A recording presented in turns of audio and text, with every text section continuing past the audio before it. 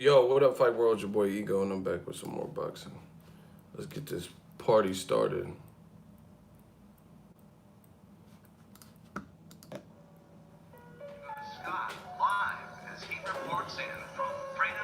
Gigi, I've decided not to leave this town. Maybe I can stay and find some other nice people who will like me and accept me for who I am.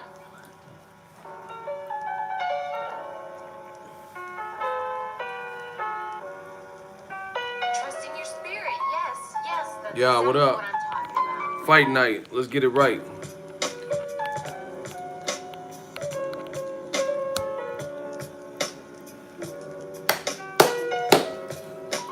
Yes!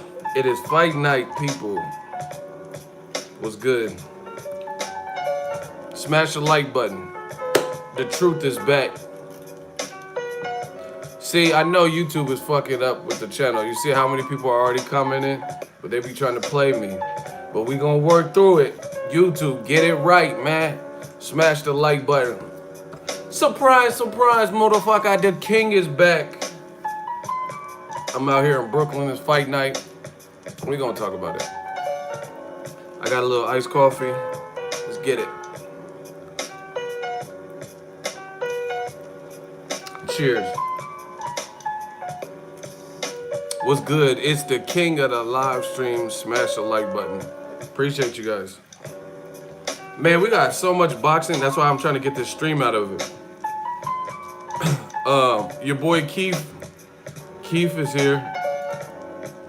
They're doing a press conference. So keep it locked on the channel. I got you covered. So, you know, it's a tight squeeze, a tight schedule today. But Keith Thurman, Josecito, they should be in town. I got the email. We're doing a press conference, or they're doing a press conference. I will be there to cover it for you guys. Notification gang gang. Even though they don't be sending the notification to the gang gang, but you know, we here now. I know there was something I had to do. Yeah, smash that like button. We can get that up. Push that up.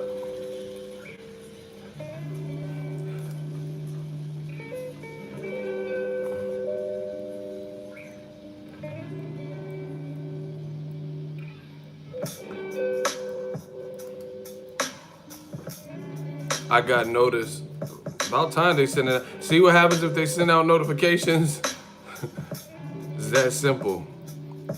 Hey, if you got a notification for this particular stream, let me know in the comment section. Say notified or wasn't notified. No, today, this stream right here, did you get a notification? What's up, Ego? Smash the like button. Yeah. Wasn't notified. Notified, wasn't notified. Well, at least it looks better. It's looking better. See, that's what I'm saying. If they notify people of my shit, then we good. But if they don't, see, YouTube be playing games. They don't want to see us win. They don't want to see you win. Shout out to DJ Khaled, man. Well, it looks like they sent out more notifications. So without further ado, let's get this party started. It is fight day. Fight night. Let's get right. Derek Chisora, Dillian White. That's a good fight. It'll be on Showtime. If you live in the UK, well, it'll be on Showtime in America. If you live in the UK, it'll be on Sky Sports. Who y'all picking? Hey, Del Boy's in shape. That could be a hard fight for Dillian White. Del Boy's in shape. I thought Chisora won the first one, to be honest. But, you know, we'll see how much Dillian White is advanced. We'll see how much he's improved. That's the talking point is that he's different fighter now. Dillian White in a close one. Okay. Should be a good fight though. How did DAZN let that fight get away? Like, hey, they messing up the sauce. Listen, so Eddie Hearns, right? Everybody just type, I told you, listen, this is a new thing we're gonna do. It doesn't matter if it's my video or not. Anytime it's a video about Eddie Hearns, I need y'all in the comment section. Don't be disrespectful. All y'all gotta do is this. Type Eddie and put a bunch of S's. That's it. So I want to be, when I go to Sky Sports, I want to look in the comment section and see Eddie Hearns with all the S's. You know, with all the S's. You know, till your little heart's content. That's our new running joke in boxing. We set the trends, we set the standards, and you know, I'm telling you, it's about time we start flexing our muscle. You know, I came up with that. I also came up with Rematch Room. You know, so if you start seeing those, you know where it came from. Mark this down. So Rematch Room, they wanted to, you know, compete or whatever with Carl Frampton versus Josh Warrington. And then the platform you came in pushing to America doesn't even pick up Dillian White versus Derek Chisora. See, this is looking like HBO boxing towards the end 2.0. Like questionable decision making. You know what I'm saying? That's really weird decision making to me. Like, first of all, you know, double book and put this on the date. Like, that's fucking up everybody's money. You guys understand that, right?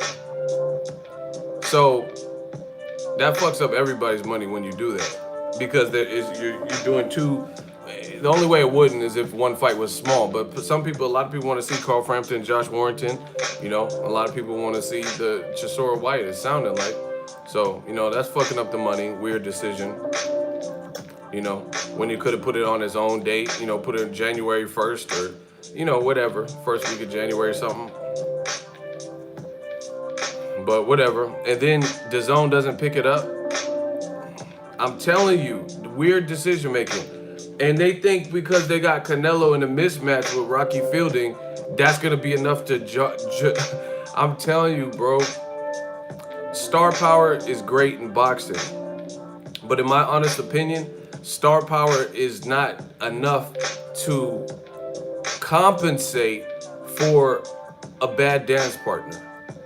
You know, it is what it is. Like, I can't see, there's not really anybody. Conor McGregor, Floyd Mayweather, Pacquiao, Canelo, Joshua. There's no one above that at this point. There's so many ways to watch fights and stuff like that. And people, you know, people have different options. So, you know, you can't just, like even the Floyd, I don't really hear many people talking about that tension shit.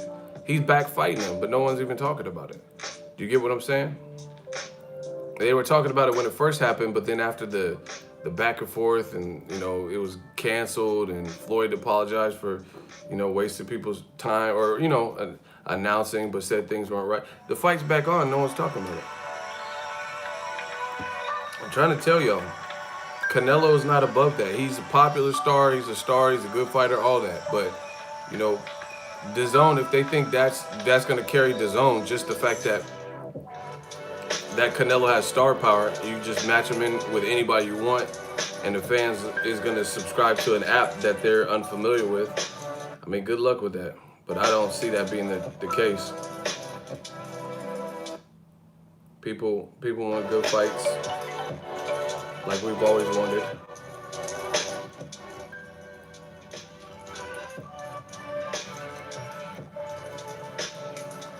Boxing is too small to not have great fights. That's what I'm saying. Especially, like, I think, you know what's fucking up these promoters too?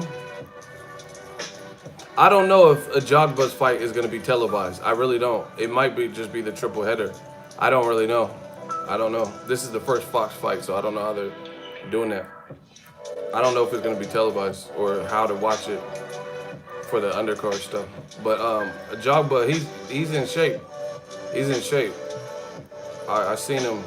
That's not my first time seeing him, but you know, he looked in shape, and he's pretty tall. He looked decent. But you know what's fucking up these promoters and all that?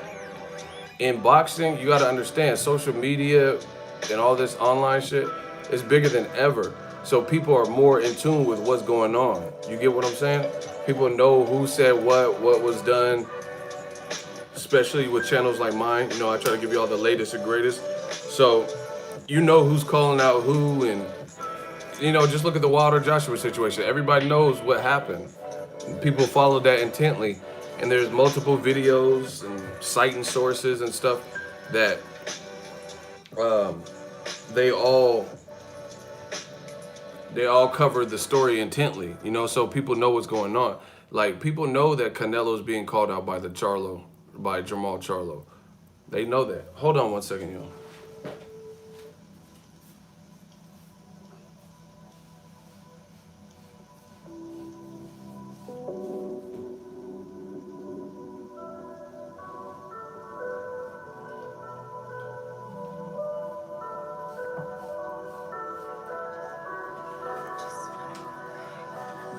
Back in the day, boxing was like it's hot as fuck in here. Back in the day, boxing was like a secret society almost. You get what I'm saying? It was like a secret society, and you know, people didn't know, unless you were in the know, you didn't know. You know, you didn't know what was going on, you didn't know who was doing what, who was saying what. But there's so many ways you can follow these stories now. Hey, I don't think this fucking AC works, man. It's hot as fuck. You know, there's just so many ways you can see what's going on. Go into Instagram, you know, like I said, channels like mine. So people know what's going on. Charlo's been calling out Canelo. They were previously in the same division together. I got a video coming up on that. You know, something's got to give. Canelo's gonna have to fight better competition. Daniel Jacobs, that's a great fight. Yo, let's do a huge. Big Baby called out Joshua on UK TV, and the Joshua fanboys are pissed. Why are they mad at that? Who listen, this is what I don't understand. Who do the UK fans or whatever, who do they want Joshua to fight? Wilder doesn't deserve it, Ortiz doesn't deserve it, Gerald Miller, who do you want him to fight then? Like, this doesn't even it's getting to the point it doesn't even make sense anymore. Good morning, Ego, the hardest working man in the showbiz. Yeah, man. The work is easy when you enjoy what you do. Listen, I ain't never going back to a job unless it's on my terms fully, but I don't see that happening, you know. I really don't. Listen, I'm trying to tell y'all, be your own boss. Find a way. Work hard. Invest the time. Don't take shortcuts. You know, at the very least, start a small business and watch it grow, and that'll at least give you supplemental extra money. You go on a cruise or something, you'll have some extra money. You know, not everyone can. Listen, entrepreneurial shit, I'm trying to tell y'all, man, I'm trying to game y'all up. To be an entrepreneur, it takes a special-minded person. I'm not trying to, you know, talk myself up. I'm just trying to explain to you how the game goes.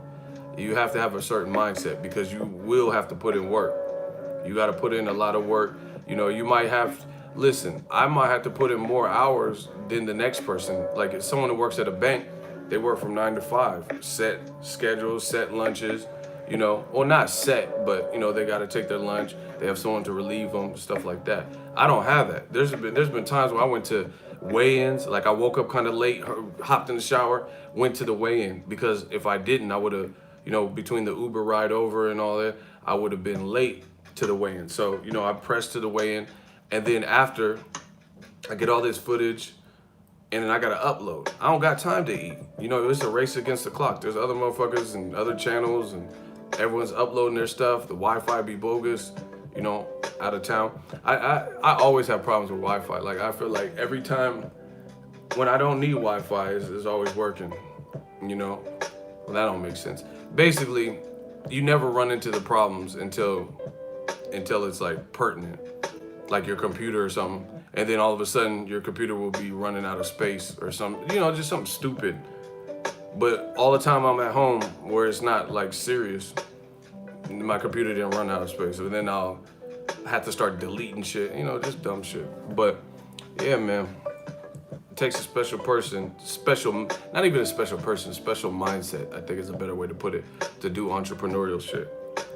If you're not self-disciplined, self-motivated, you will fail, for sure. See, I ain't never had a problem with that. I ain't never had that problem with that. You got to be able to motivate yourself, get yourself up. You think I'm transparent on my channel. You know, that's why I'm the people's channel. But bottom line is, you think I want to do videos every single time I do videos? No, that's not the case. But This is a job. See, people look at it like, oh yeah, here you go, he does it. Oh, he said, this is my job. This is what I do full time. So, you know, I gotta show up. This ain't no hobby. Anyway, start a little small business, something you're interested in. You gotta have the passion too, because a lot of bullshit, especially in this boxing game, you know, a lot of bullshit to go on. So if you're not built for it, if you're sensitive, if you're not self-disciplined and motivated, I mean, it's probably not gonna work out for you. Just say it like that. You know, you can't make adjustments. You don't like change. This won't work. And at the end of the day, you get to do exactly what you love doing. Yeah, so it's all, listen, when I work for all kinds of companies, Best Buy, Lowe's, Sears. I worked for a credit card company at a call center. Listen, I worked in a movie theater. Ego got other channels hating. What does that get them? I'm out here living my best life, traveling. I'm a West Coast dude on the East Coast, doing what the fuck I want. So, you know, people can say whatever they want. But, I've always had a job, because I need money in my pocket, you know? Like, some of y'all dirty dick dudes, y'all be, gotta borrow your girl's car and shit. I can't, you know, I can't be like that. I don't like relying on people. If I wanna leave, if I wanna go get a cheeseburger, I gotta be able to move. You get what I'm saying? I gotta be able to move. I can't have, hey, can you take me to go get a cheeseburger? Like, I don't like that type of shit. I'm independent. But anyway, some people aren't. They're okay, like mooching off of other people. I gotta make my own way, you know?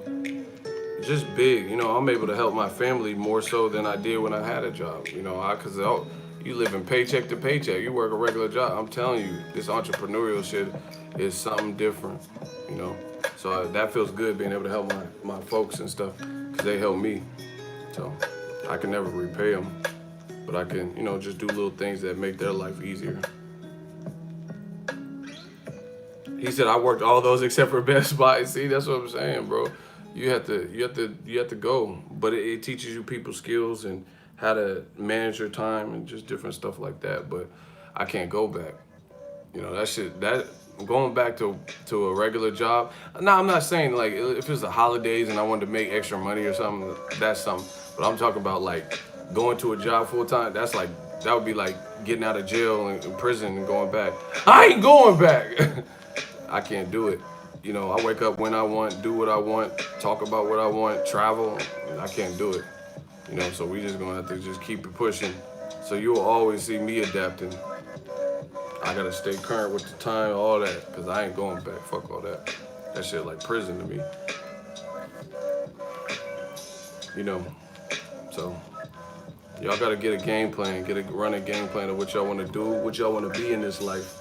I know a lot of young people watch my channel too, because I be doing the jokes and stuff, but get your bars up. Get a goal, set something up. It don't matter what you're doing, music, you better network your fucking ass off. Meet the dopest producer and become best friends with them like Drake, you know, shit like that. You better find you an OVO 40. Network, always represent your name, brand yourself. Master P said, I gotta get used to these mansions, I ain't going back. He said, I got used to these mansions, I ain't going back. Bro, if you get a taste of any level of success, you ain't going back, I'm telling you. That shit would be like a curse. See, for me, I'm not even a material dude, like, you know what I'm saying? Like, I don't care about money like that. You know, I know money is a necessitant to furthering your brand and stuff, so I just use it for what it's worth, but, you know, I don't care. I just seen a kid at Target back at home, and he had some kind of fundraiser, and you know, little black kid. I just gave him. He said, "Yeah, I just need a blah blah." I said, "How much you need?" I just gave him that. I didn't even know what he was selling chocolates. I don't even really eat chocolate, but I just gave him the money. I don't give a fuck about that type of stuff. But anyway, one of the biggest things is if it's always different when you get to fulfill your own mission statement, because you get to set forth your principles, your values, your energy, your creativity. That's different. When I worked for other companies, it was always about their mission statement. You know, I worked for several companies where in my mind, I'm like, they should do this way. This would be so much easier, but they didn't do it that way. So you got to abide by someone's rule. That's why I said it's like prison to me. You know, if you're, I never been in prison, but you know, it's pretty common sense. If you've been to prison, someone tells you when to wake up, when to shower, when to leave your room, your cell, when to eat. That's what a job is. You know, you got to do something for somebody else's goals, their mission statement. What we do right here, this is fulfilling my purpose, my journey, my mission statement. You know what I'm saying? Like this is what I want to give back to boxing. This is my viewpoint, you know, and it's a lot of work, but it's more fulfilling. That's why I like to stream you, sprinkle in a little bit of everything. I'm a real person, you know, I'm not no boxing robot. You know, I have real life needs and values. You know, people act like certain people aren't human anymore, you know. Nate, what's poppin'? It's fight day. I'm just happy. I'm just happy. You know, I never been to New York as an adult until I started this boxing shit. You get what I'm saying? Put that in your pipe and smoke it. I ain't never been to Vegas as an adult. You know, and Vegas ain't even far from me. I just never went. I always end up going to Reno or something. This shit all came from boxing. I told you, we from the mud, man. We ain't going back. You know, so y'all better get your game plan together. Anyway, boxing's in a good spot. And see, that's the other thing is like, man, I got principles, I got values, I got something to represent, you know. I am the culture. I represent the culture. You get what I'm saying? Some people, they come in, I'm not trying to sound hypocritical because you need views, but some people would do anything for views. I don't gotta do all that. You know, I don't have to act like a, you know, fucking moron to get views. I don't have to, like, you know, follow Tank and Broner into the bathroom for views. I ain't gotta do no shit like that. I say that for them, you know. I'm a man at the end of the day. What the fuck I'm following it?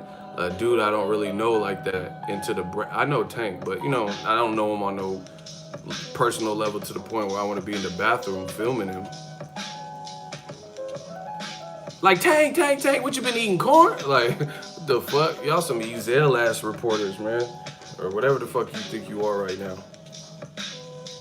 Like, Tank back here taking his shit. These motherfuckers. Hell no. These dudes be following boxers to the bathroom. I ain't doing all that, bro. It ain't never that serious. You know, I want to, when I hang it up, I want to go and know my whole career I did it my way without ever having to follow. I ain't no shot at Ellie. Ellie's my dude. Ellie wasn't the one. This is like, I don't even think Ellie was at the fight. No, that had nothing to do with Ellie. You just reaching. See, that's the other thing. You got to do with bullshit like that. People trying to start conflict. Ellie's my guy. I don't have no issue with Ellie. Ellie, every time I see him, he's doing his thing. He hustling. But Ellie's different than all these motherfuckers because Ellie actually knows the fighters. The fighters fuck with Ellie. Like, they know him personal. Like, Ellie was with Broner and Rick Ross, so you don't know what you're talking about. Adrian Broner is cool with that, you know, this whole camp to the point where he be on, Ellie being like car rides with the motherfuckers and shit, so that had nothing to do with Ellie. So shout out to Ellie. Yeah, Ellie be grinding. It don't have nothing to do with him. He wasn't even here. This was some other, I don't know who they were. So that's different. Ellie has personal relationships. They know him. They see him, they know who he is. You know what I'm saying? This is some random people trying to get interviews and trying to get the hottest things, so they followed Tank and Broner into the bathroom out here in New York. Yeah, I can't do all that. But, man, we got a lot of boxing, a lot to be happy about. Man, I need to get like, I need to knock up a stewardess. Get these flights for the low. I need to plug on flights, man. Cause we about to get real active. Hey, y'all know any stewardess? You know, a stewardess with some hips or something? She got like some hips. Not no Fiona from Shrek looking bitches. Like some like a stewardess. Like, you know, y'all know what the fuck it is. I mean, I need a stewardess. Hey, these stewardess be low key fine. I be hating when it's a male stewardess. I don't know if that's sexist. I hate the male stewardess. Females do it better. Females be like, what would you like to drink? I be like, yeah. Can I get that? Can I get that ginger ale? I be trying to get my LL on with the female stewardess. When I'm alone in my room, sometimes I stare at the wall, and in the back of my mind, I hear my conscience. I need love. And then fuck around, be a dude. I can't do all that. Yeah, can I get that ginger ale? Man, sit your ass down. Like, hell no, bro. Dudes is, yeah, okay. How am I Nah, I didn't say female. That's not sexist, bro. I didn't say females have to be stewardess. I don't like. That's not sexist, bro. I didn't say females should all be relegated to being steward. Hell nah. Dudes be like, yeah, I don't know. I'm weird. The female stewardess, they be all nice and smell good and, you know, nice. And peanuts sound too close to penis when they be asking for it. You're like, penis? What? What'd you say? Hey, what you say, dog? What you say? You know, when a female said peanuts or, you know, it sounds too close to penis. But if a dude saying, he like, yeah, you want some penis? What? What'd you say? Hey, what the fuck you say to me, B? What the fuck? Word is born. Hey, I'm about to take flight. I'm about to take off. He just had, yo, son asked me for some penis, yo. This shit dead ass. Like, yeah, I don't like that. Peanuts, that all sound the same to me. You want some penis? What? What'd you say? Penis. They be saying it all quick, too.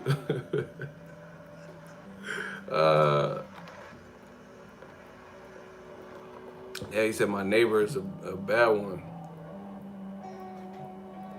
Hey, you nasty. She be putting me on her buddy pass. Hey, you nasty. Yeah, I'm sure you do got a buddy pass. You nasty, all y'all. Anyway, hey, DAZN, you gotta do something, baby. He said you want some of these nuts. Ha! Got him! Hey, what happened to dude? What happened to that these nuts dude with the teeth? With, you know, well, I forgot what his name was. Wilfred? What is it? What's his name? Wilfred or some shit. Wonton. I don't know what this dude's name is.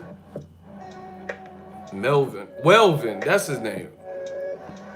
What happened to it? See, the internet they be encouraging that dumb shit, and then people just disappear. Like, there's this girl, and her body was like, it was like a Donkey Kong barrel or something, and she'd just be dancing and stuff. I never even seen them anymore. These nuts, ha, got it. Like, you all teeth out here, bro. What? Let me stop for the YouTube start glitching out and shit. Well, he's talking about people's teeth again. Hey, Mr. King Palmer, we working. What's your opinion on Tank Mada's fight? It's a good fight. Put it this way. Some people are like, oh, this is bullshit. Modest did what Mikey Garcia did, and they're in the same gym, and he called out the bigger guy in the big division. Tank, you know, y'all said y'all wanted to see him active. I don't have a problem with that. Modest, it's not like Tank was looking down and like, yeah, I want that Modest smoke. But Modest started pressing him, and calling him out. That's fair game. That's fair game. Plus, Modest, you know, I know some people think he has no chance, but he got a better resume than Tank, you know, in its totality. I'm not saying he wins because I would favor, you know, I would have to favor Tank. That's more his division and stuff, but I don't know. Maybe he could surprise me. But Modest is, put it this way, Modest will be the best name Tank has fought, in my opinion, in terms of experience, mixing up the styles and stuff. Mr. King Palmer, $5 super chat. What's up, Ego? Ready for the Lions to be released from the cage tonight? Hashtag Lions only. Most def. You know, they look ready, Jamel and Jamal. I don't know if Jamel was sick or something, but he looked like, I don't know, he just looked like he was, I don't know, maybe it was the weight cut, but he just looked like he was like, you know, he didn't seem like super turned up or anything. He just looked like, let's get this over with type shit. But you know, who knows? It's fight week. You don't know what type of camp they had. You know, sometimes it's probably exhausting, I'm sure. See, man, I appreciate these fighters because some people don't look at the person. They just look at the matchups they want to see and name calling. These fighters sacrifice a lot, bro. You know, this is days before Christmas, and they up here having hard-ass camps, kicking and ushering off a new Fox deal. You know, that to a lot of people, that would be a lot of pressure. You know, you not being able to eat for the holidays and Thanksgiving and shit, you know. That, you know, I'm gonna tell y'all, I don't even like giving up my tricks and secrets, but I'm gonna tell you one of my secrets is like, I look to people that I respect, and then I just, you know, I take little pieces of the playbook. Like when I look at these fighters like Floyd Mayweather, when he's doing a ring walk, not even just Floyd, but him, and there's most of the guys, when they do these ring walks, they be looking crazy, like calm. Like there's literally 20,000 people screaming, and Manny Pacquiao be you just smiling and shit. Like motherfuckers is trying to take your head off, and you just, that's just a different level of calmness. They've been doing it their whole life. You know what I'm saying? Pacquiao, like motherfucker, what you laughing at? Margarito got them raps for you. You laughing on the way out and shit. So I respect the level of calmness that it takes for a fighter. That's some like Zen shit, you know, to be that calm, knowing you're about to do battle. Floyd be chewing gum. Oh, he don't be chewing gum at the face-offs. He be chewing gum, where he just be smiling and shit. Like it ain't shit.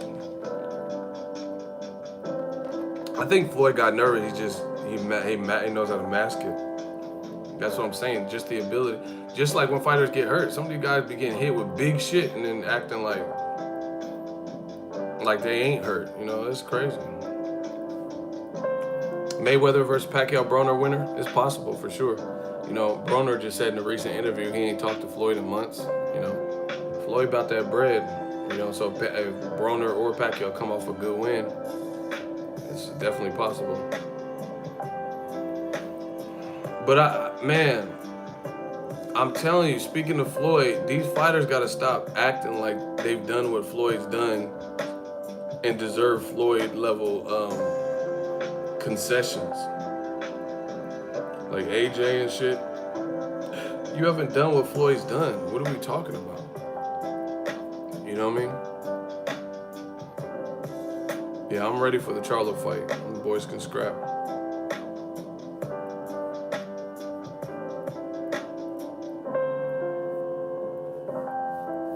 Should be a good. There's a lot of fights on today, people. It's like crazy. It's almost a little bit overwhelming. Like, is that Derek Chisora, Dillian White? I think it might be overlapping times. I'm trying to watch all of this shit.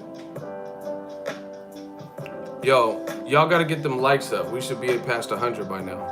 So make sure y'all smash the like button. Floyd ate that Maidana right hand. That's what I'm saying. He just ate it and walked back to his corner. And I know he wasn't expecting that. –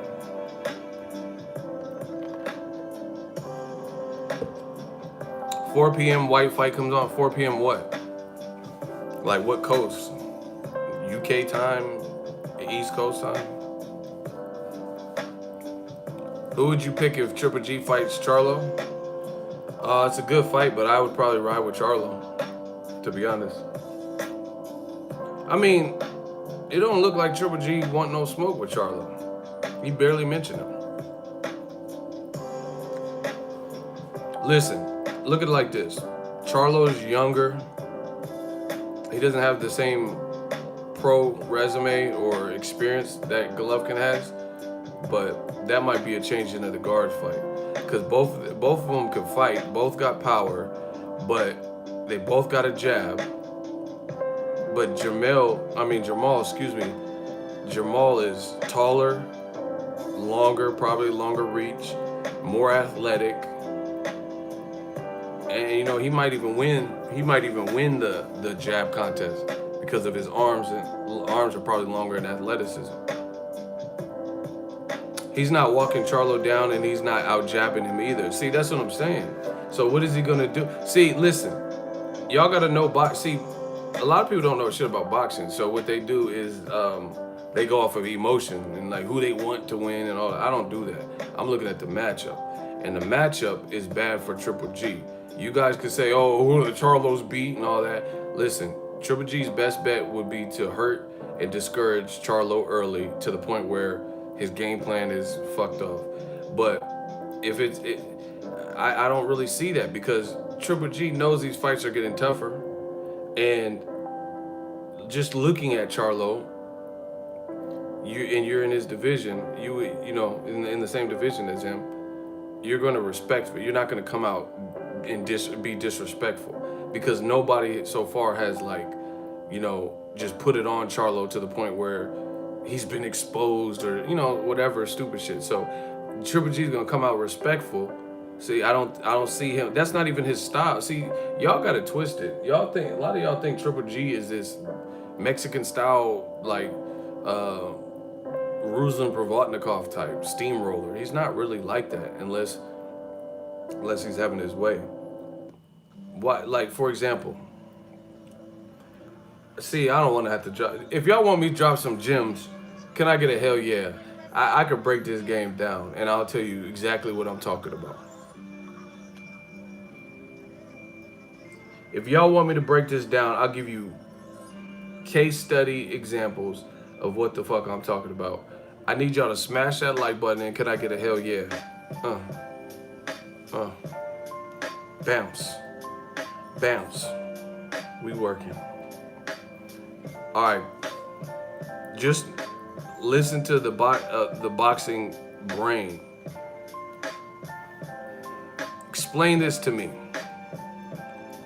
And this is going to show how you answer this question, if you're being honest, is going to show me what you know about boxing. If y'all ready, say ready, or you can say ready ego. Answer the question honestly, and your response will determine how much you know and how much you've watched and studied this game.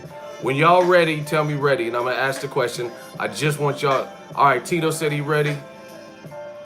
Here we go. Now,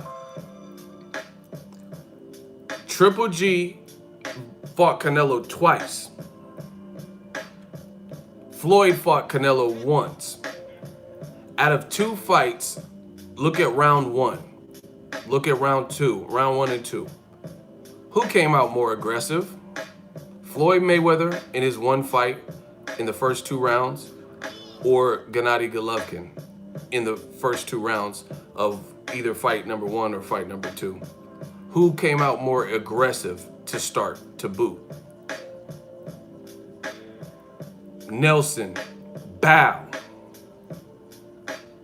King Corleone, bow. Exactly. Anybody with the fucking brain and a set of eyes can see that Lil Floyd, when he fought Canelo, came out mad aggressive. Triple G didn't. That shows you a level of expertise, a level of confidence, and please don't give me no bullshit that Canelo was so young and he didn't know how to fight. The motherfucker been fighting since he was 15. He knew how to fight then. Styles make fights, right? Because even if you want to use the young bullshit excuse, Floyd was at a deficit because he was smaller than Canelo, and he still chose to fight like that in the first 2-3 rounds. Triple G was bigger and supposed to be the bigger puncher with more amateur, like more decorated amateur experience, you know, with the silver medal. And look how he came, especially in the first fight. I got to watch the first round of the second fight again, but definitely in the first fight, look how cautious he was in them early rounds. It's because he don't have no defense. He knows he can't just be, you know, disrespectful to Canelo. Canelo will pop him. Shout out to Mike Weary, $5 super chat. Fear has to be taught. Jamal is like a baby that hasn't been taught fear yet. Not having fear and second guess is the scariest thing about Jamal. That's what I'm saying. Nobody's broke him down and broke him up. He had, you know, a tricky fight with Austin Trout, but it wasn't like he was being bludgeoned or anything. I was at that fight. So, you know, you look at it, Floyd Mayweather came out because he's confident in his building. He's confident in his defense. He don't give a fuck what Canelo's talking about. He's going to find out and make the adjustments.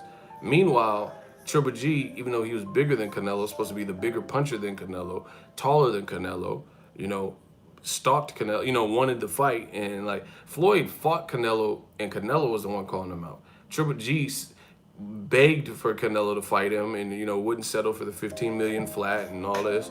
And then look at how he fought in 2 fights with him. You know, some of his worst performances. You know, in the grand scheme of things. I'm not saying they were like horrible, like the worst performance that I've ever seen from anybody, but to be the guy who wanted this, it wasn't that good. You know, how do you call for, hey, no, Canelo is good, I respect him, and you know, you were seeking the fight, and then that's what you put up, those 2 performances? Really? And then your trainer saying like Mexican style and all that, and that's what you put up? That's not a good look. Floyd Mayweather came out aggressive because Floyd knows he has a defense and multiple all-around skill. So he went out there trying to test Canelo. And then when he found out Canelo was actually quicker with his hands and pretty fast with processing, probably felt some of them shots whizzing by, hearing that it had some velocity behind him and some power, or maybe feeling some punches on the arm, he started to box more. And then he started to give different looks and, you know, dominate Canelo. Someone said the ginger snap. Yeah, that shit didn't happen. You know, Triple G landed a career low amount of body shots on Canelo, and they talking about some ginger snap. See, that's what I'm saying. Y'all fall for whatever y'all hear. They talking about Triple G's gonna stop. He wasn't even doing good body work versus Canelo in either of the fights. So where's this ginger snap shit coming from? Triple G is a jab machine. If he can't just brutalize you and disrespect you and walk you down, it's jab. That's his go-to. That's his go-to. That wasn't no Mexican style. That was Taco Bell style. That shit was a Mexican pizza from Taco Bell. A hot stuffed burrito with no sour cream. That definitely wasn't Mexican style. I've been to Mexico. They don't fight like that. That was Taco Bell style. What? Y'all laughing? That shit was Taco Bell style. No, I'm just saying, like, you know, a little chalupa. I seen a couple of chalupas and shit there. You know.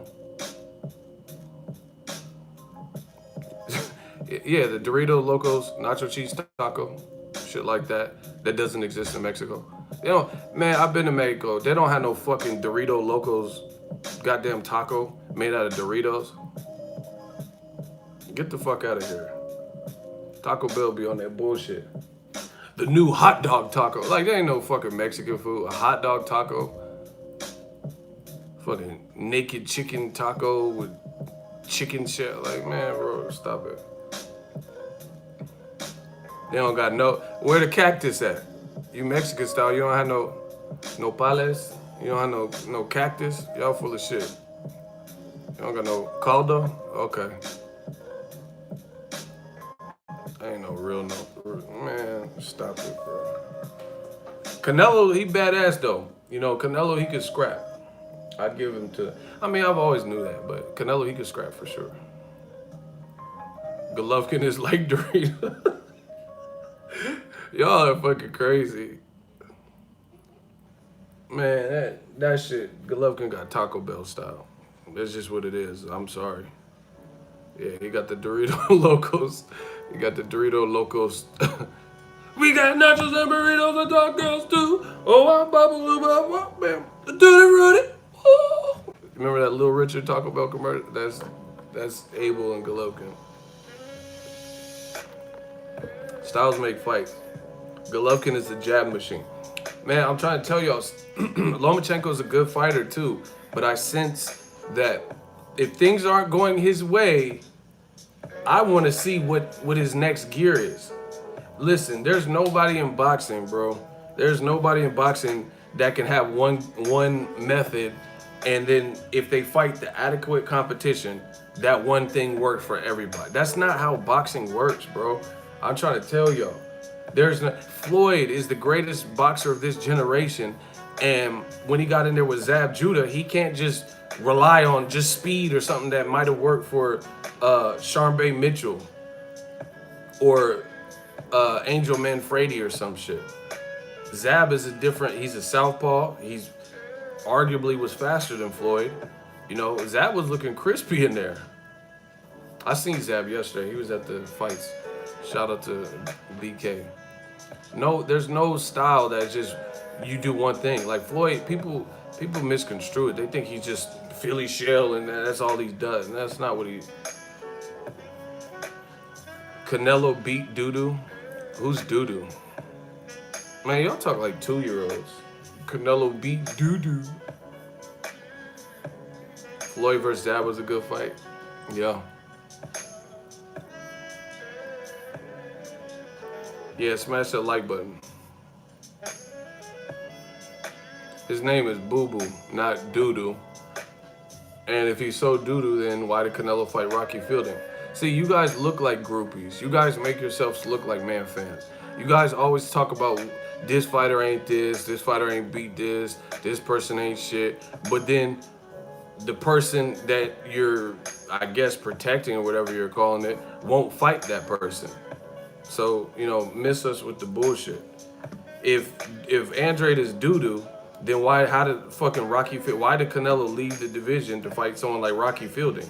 There's no way you could convince me that Rocky Fielding is nicer than Jacobs, Charlo, or Andrade. So why didn't Canelo select one of the three amigos?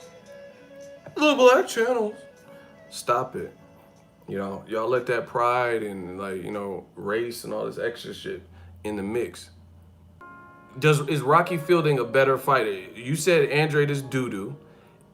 Who's a better fighter, Andrade or Rocky Fielding? Because if Andrade is doo-doo, then what is Rocky Fielding? That motherfucker is the sewer. So what are you talking about? You sound like a groupie. If Andrade is doo-doo, then Rocky Fielding is the wasteland. He's the sewer, you know.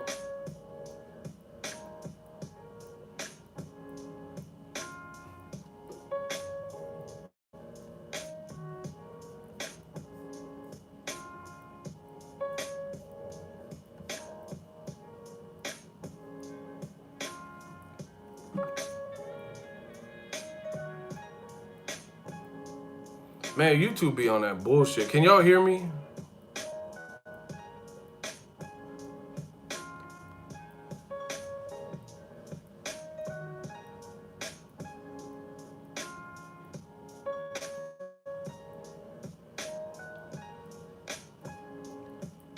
His nickname is Boo Boo.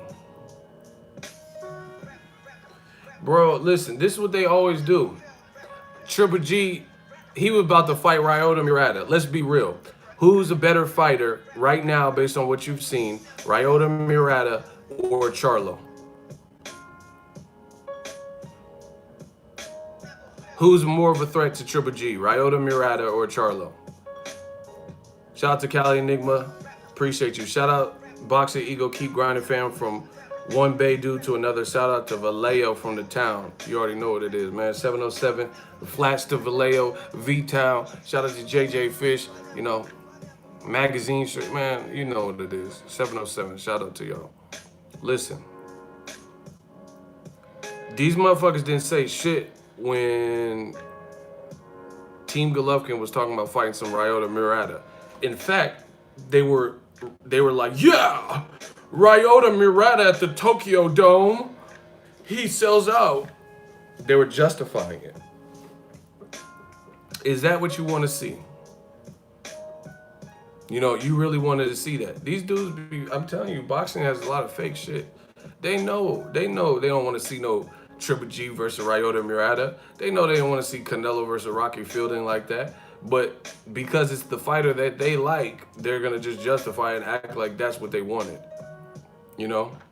Talking about, yeah, Canelo versus Errol Spence. You guys stay wanting Canelo to fight somebody smaller than them and move them up, or fight somebody who's not, you know, like really relevant to the elites, you know, Liam Smith or Rocky Fielding. You see how that works? Why y'all want Spence? Why Spence is at 147? Why you want him to move up to 60? Just straight away. Why don't Canelo move up to 75 and fight Badu Jack? Why don't y'all ask for that? Canelo at 75 versus Andre Ward. We could do the, you know, we could play the same games y'all try to play. They don't want to see Charlo there with their boy because he might lose. Exactly. They know what it is. That's why. So they have to. But see, don't try to push your way out. You know, like just admit it. Just admit Charlo is on point. You know, and that's a dangerous fight for Canelo. But when you try to justify Ryota Murata for Triple G and Rocky Fielding for Canelo, but then try to downplay Charlo, get the fuck out of here. That's like me telling you how shitty filet mignon is, but then I'm trying to, you know, I got a fucking cheese stick. And I'm like, man, stick. You know, the little mozzarella string cheese? I'm trying to tell you how delicious this mozzarella cheese stick is, but I'm downplaying filet mignon and lobster. Oh, that shit weak. That shit's overrated. But you eating a fucking cheese stick. You're eating string cheese. Trying to, you know, something that costs $1. Trying to tell me how this filet mignon and lobster don't really taste that good. Stop it, bro. New media is fucking y'all boys up. Ward would humiliate Canelo. That would be ugly. I don't even want to see that. But this man fans it would sell because they really think Canelo has a chance there. If he fought, man, that would be ugly. But the trip is, I'll give Canelo a better shot to look all right than Triple G. Triple G would have got. That's why Triple G, no, Ward is too much for me. Yeah, he too much for you. Ward is too big for Canelo. Yeah, definitely. And I'm not even, you know? Like Lomachenko could fight, he could fight and make Rigondeaux move up 2 divisions, but Lomachenko can't move up to 40 to fight Pacquiao. You know, can't move up to 47 to fight Terrence Crawford. You know, y'all laughing at Rigondeaux because he moved up 2 divisions. Let's see Lomachenko move from 35 to 47 to fight Crawford. He can't get no work. Let's see him fight Crawford. They would protest. They would be so angry. This is bullshit. Why would Top Rank do this? The Black Channel. Nice. They would be they would be hot as fuck. They would be boycotting and shit. We're not gonna take it. We're not gonna. They'd be in front of the Top Rank offices and all types of shit. Stop playing with me. You know what it is. We're not gonna take it. We're not gonna take it. They'd be mad as fuck if Lomachenko moved up to 47 for Pacquiao or Crawford. Man, he would get dusted off brutally. I'm just telling you what it is. He would get dusted off like Swiffer shit. Or Spence. Oh my God. See, and the crazy thing is, Mikey Garcia, I don't think he beats Spence.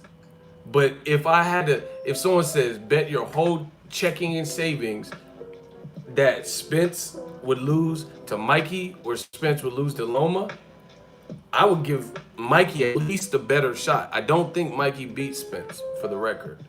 But if I had to bet something, like if I had to pick Loma or Mikey, I would say Mikey has a better shot of beating Spence than Loma does.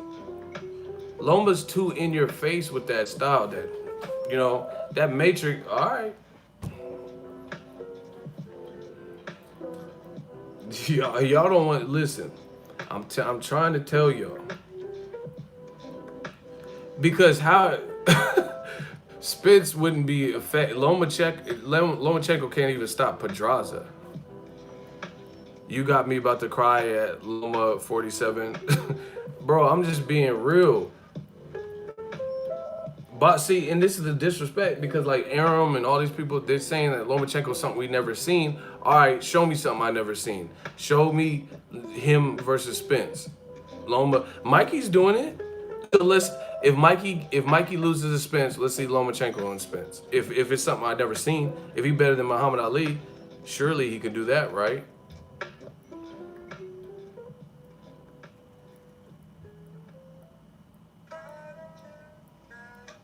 That would be horrible. Listen, actually, Errol Spence would be, to me, that would be the kryptonite to Lomachenko's style. Here's why.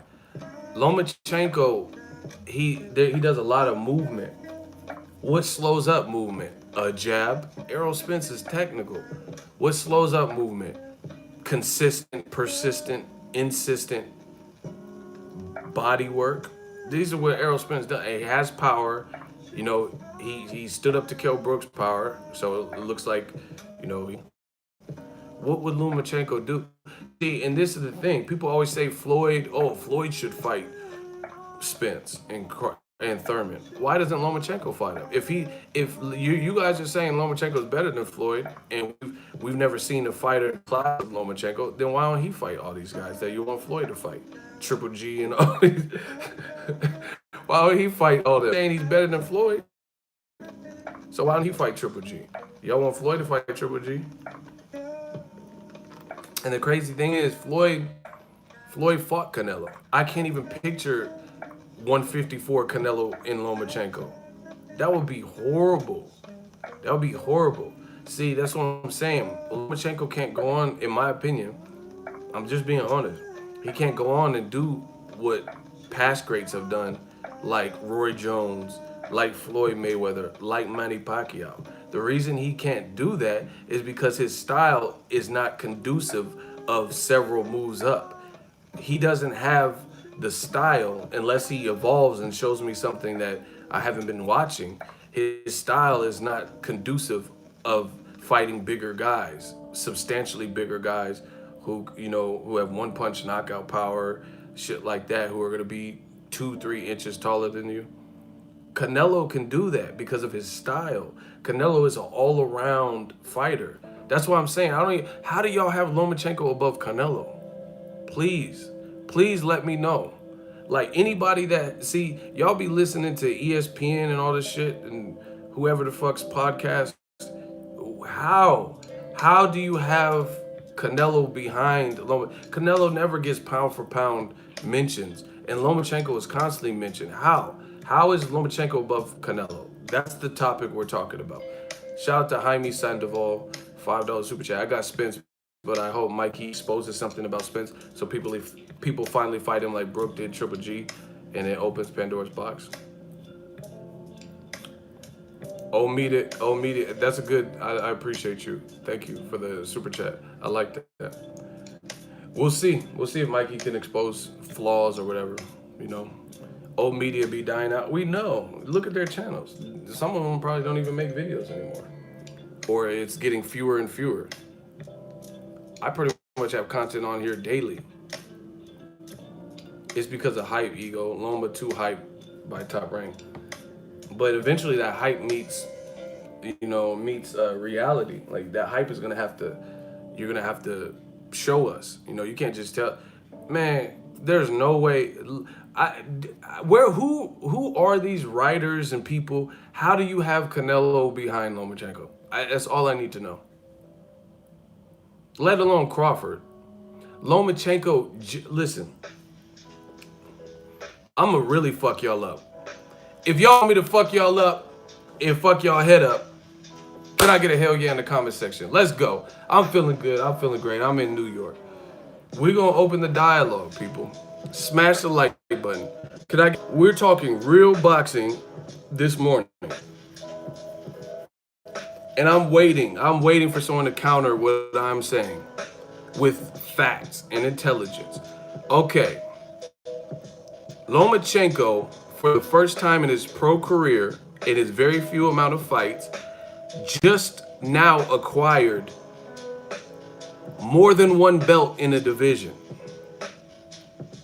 He just now, his last fight with Pedraza was the first fight where he has unified, where he has held more than one belt in a division. Terrence Crawford has multiple belts. He has had multiple belts in multiple divisions. I think at 135 and 1. What did he have at 35? I know he beat Ricky Burns, but he was undisputed at 140, which is, you know, the biggest point. He had all the belts. To get the 140 belt, he beat a guy who was bigger than him, who had recent impressive performances against Ricky Burns and Crawford's then mandatory Troy Yanofsky, knocked him out at home. You know, Julius Ndongo traveled and knocked him out. And Crawford destroyed him. I was at the fight with a body shot. Lomachenko just went life and death damn near with Pedraza. Well, I can't say life and death. Maybe that's a little bit too extreme. But he just didn't look like Crawford looked versus Ndongo. He didn't look like Crawford did versus Postal. I'll tell you that. Crawford Postal was a unification, and Crawford went dummy on. I was at all of these fights. I was at Crawford Postal. I was at Crawford Ndongo. This dude went ham. And those are unifications. Lomachenko, you know, and he beat the shit out of Jeff Horn. I was at that fight too. So what are we really talking? You know, Lomachenko moved up fight Pedraza, who got stopped by Tank. You know, it's not just about triangle theories, but you can't convince me Pedraza was this like reinvigorated fighter, because what did he, you know, what did he really do? He beat Ray Beltran for a title and fought two random people after taking a long time off. He had to take a long layoff after that Tank fight because Tank whooped him. He took the whole year off, I believe. Tank whooped him in January, and I don't think he came back. And then when he came back, he moved up to 140. I'm telling you, Top Rank, they be doing that matchmaking like that. So the first time in Lomachenko's career, he had more than one belt, and it was like, definitely wasn't his best work, you know. Canelo just, I thought he convincingly beat Triple G. You know, I really did. He beat Triple G at his own game, who was considered the consensus #1 middleweight. And he fought the dangerous fight that Abel told him not to fight, and took all of Triple G's belts. And that's only his second fight at the division. Ray Beltran arguably lost his last fight. Which one? Lomachenko ducked Alberto Machado. Yeah, he left I don't know about duck, but he left one people he could have fought. Berchelt Machado. I swear to you, I would rather see Berchelt and Machado when Lomachenko was at 130. I would have rather seen those than Pedraza. Berchelt he has a good size, Machado has a good size, and they both have really good punches, you know. And Top Rank can make Berchelt versus Mickey Roman, but why didn't they put Lomachenko in there with that? Because they know that Lomachenko has fought Salido, and a Mexican gave him all the issues in the world. So it's like they're hesitant to put him in there with that similar type of style.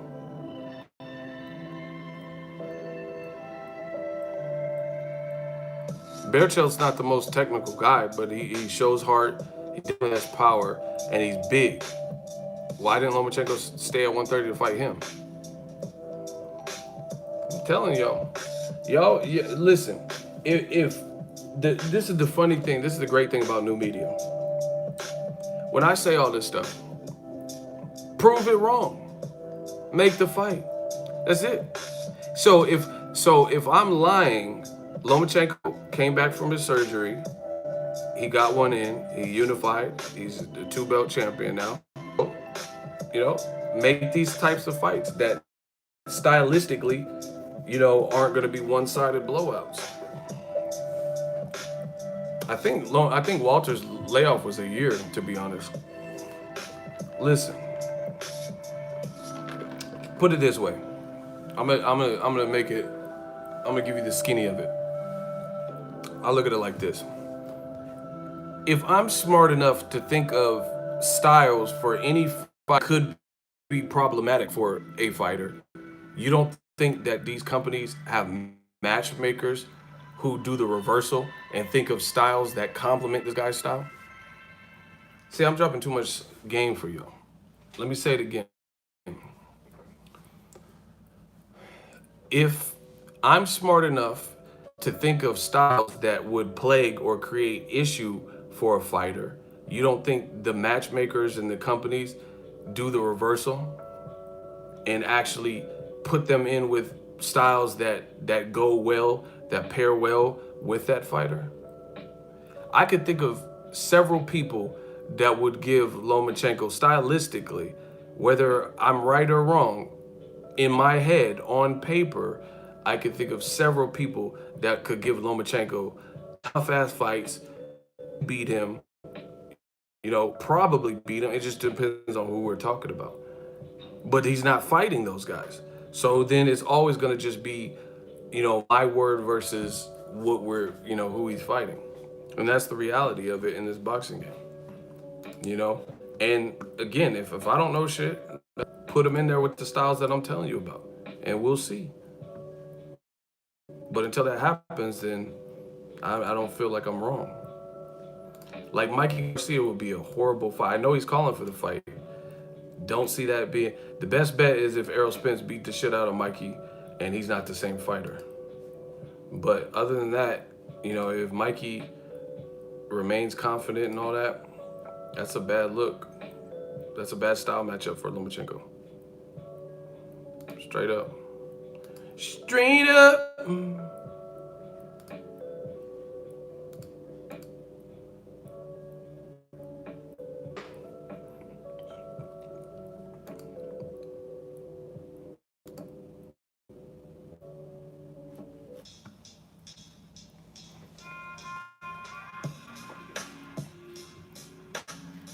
If Tank put them body shots down,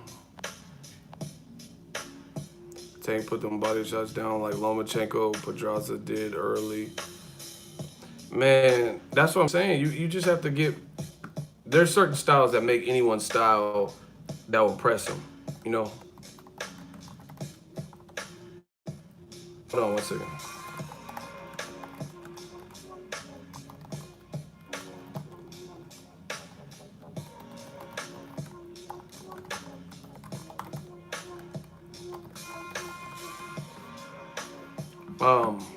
Like I said, if I'm smart enough to think about this stuff, then you don't think there's people who think of the reversal?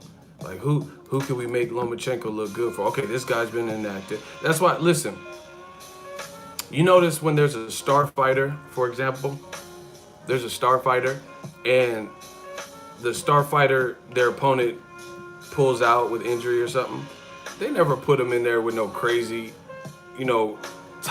top 5 guy in the division, because they don't want to give their big fighter, that type of disadvantage, like preparing for. It's rare that you see something like that. But with certain guys like Jamal Charlo, you do see that. I think the guy he's fighting tonight is more dangerous. Willie Monroe, his best chance would be to out-slick and make Charlo look bad or something and like try to outpoint him. But I really don't see how he would have knocked him out. So Matt Korobov has power and he has an amateur background. Matt Korobov, who's now a champion. You know what I'm saying?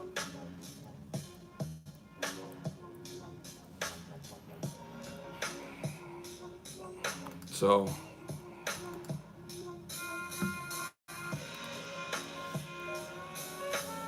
And like, here's another example of what I'm talking about. Badu Jack is a true fucking warrior. True warrior. I'm gonna expand on it. Give me one.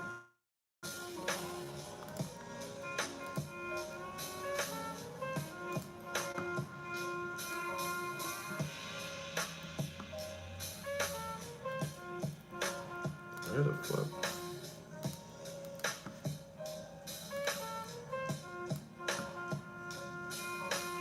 Make sure y'all smash the like button too.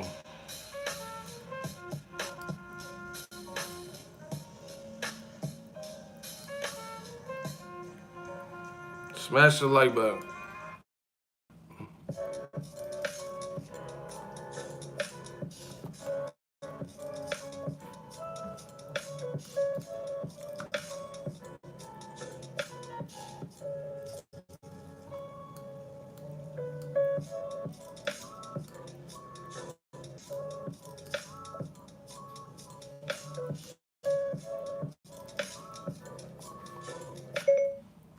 Who's LA 12?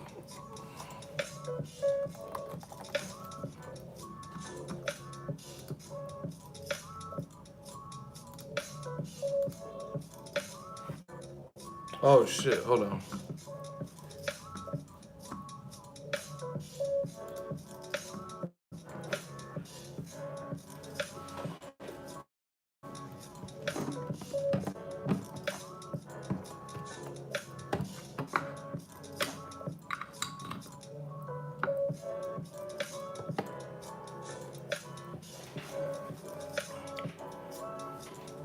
LA 12 got blocked before?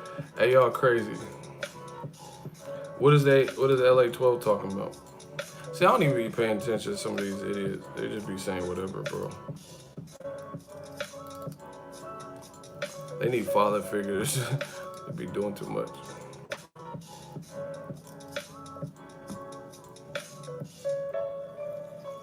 Man, YouTube been tripping. They've been tripping.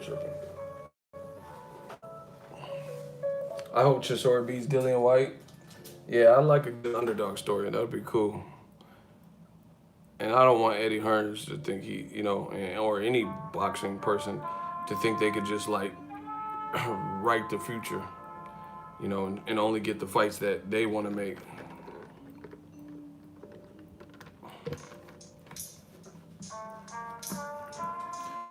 If Chisora beats White, that's gonna be ugly. Because I can't picture Derek Chisora, Dillian White being some colossal selling event. Especially if Wilder fights Tyson Fury. That would be a horrible look.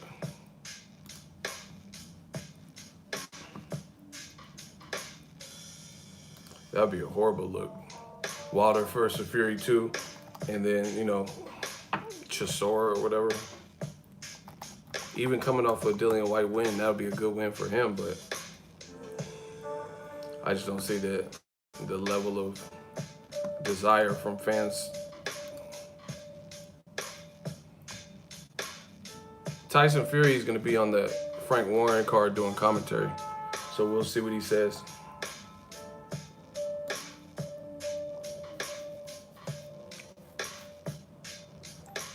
Man, YouTube has really been tripping. So annoying.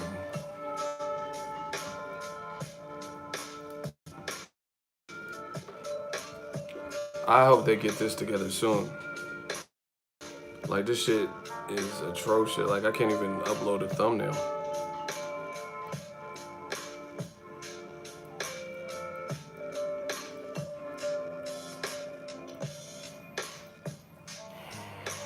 Chisora beat White. Luis Ortiz should be on the phone tomorrow. Yeah. Nobody's trying to see him, though. Nobody's trying to see Luis Ortiz. He represents death and not necessarily some colossal paycheck.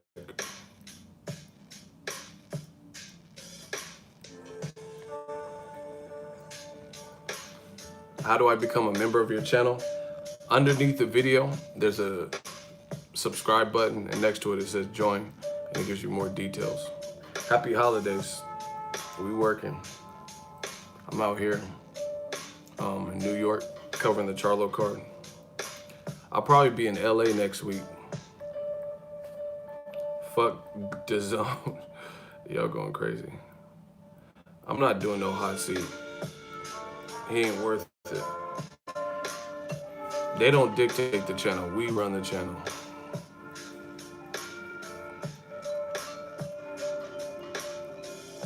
Oh, you shopping on Amazon? I don't like holiday shopping in stores, you know? It's just too hectic and shit. I don't like that. What does Mikey see? He gonna have to show us in March. We gonna have to see what he sees.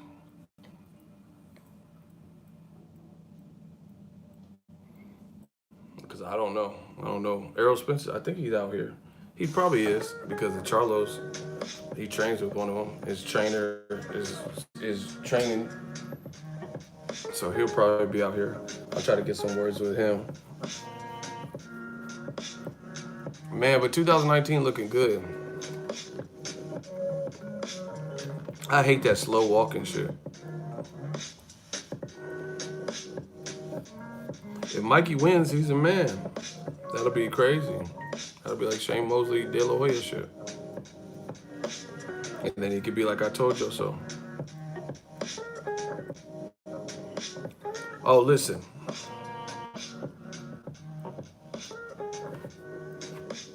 Check it. Abdomades and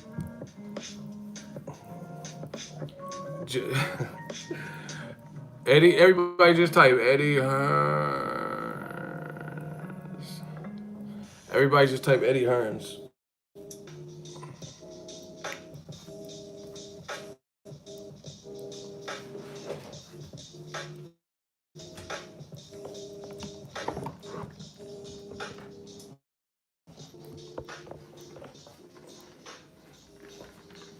Everybody type Eddie Hearns.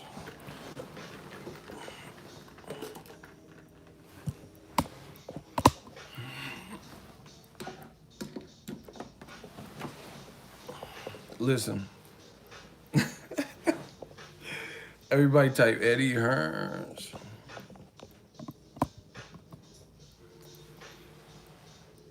New media. All right.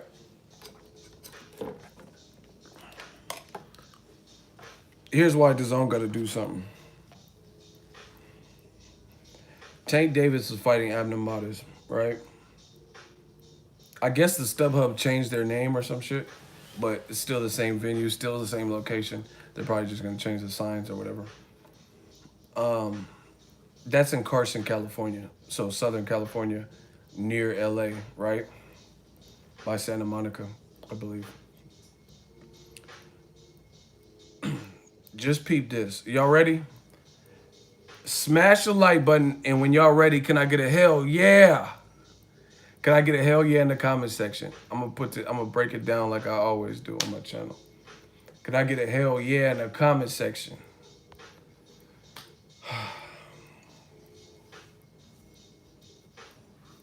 Tank Abdomades, formerly known as a StubHub, whatever the new name is, Carson, California, by LA, Santa Monica, right? That fight's taking place the week of the Grammys, which also takes place where? In Southern California, in LA. So it's about to be turned, people. Grammy week in LA, the weather in LA will probably be cool. You know, it'll probably be nice weather. You know, halfway decent. I don't know. You have to ask one of the people in LA, because I'm in California. But one thing I've noticed in this global warming shit is real, because we haven't really been getting 4 seasons like that. Like, it hasn't really been overly raining, or we definitely don't get snow and shit. So it's happening. Tank and Abdomades, you got to stay up on it. Yeah, they're fighting. And they're fighting on Grammy week. So, I mean, just think about it. As a fighter, you'd be like, hey, I'm fighting in LA the week of the Grammys. Or, hey, I'm fighting in a barn in Kansas on an app, but you got to download it, sign up for free 30 days. What would you, like, real talk? No, real talk. Real talk. What would you rather, like, I'm just being real. What would you rather say? Al Heyman is the god. Listen, what would you rather say to your friends? Hey, yo, come out to LA. We about to fight Carson, California at the StubHub. It's Grammy week. It's lit. Or, yeah, motherfucker, I'm fighting in Kansas right next to in the casino in the barn, motherfucker. You know, hey, get it? Hey, I said, hey, motherfucker. Like, and I'm fighting on the app. You better download that shit. What you mean your phone ain't got no capacity? You better delete some of them photos and download my app. Hey, delete some of them photos and videos so you got room on your 16 gigabyte phone so you can get my app, motherfucker. Like, bro, come on, man. Like, DAZN, you gotta do something, baby. Hey, DAZN gotta do something. You know? And then, just like I said, the cards I've seen, like, they really put Andrade versus Artur Akov in New York the day before the Pacquiao. Hey, King Corleo, you know I'm being real, bro. Listen, why would you do that? Why would you put like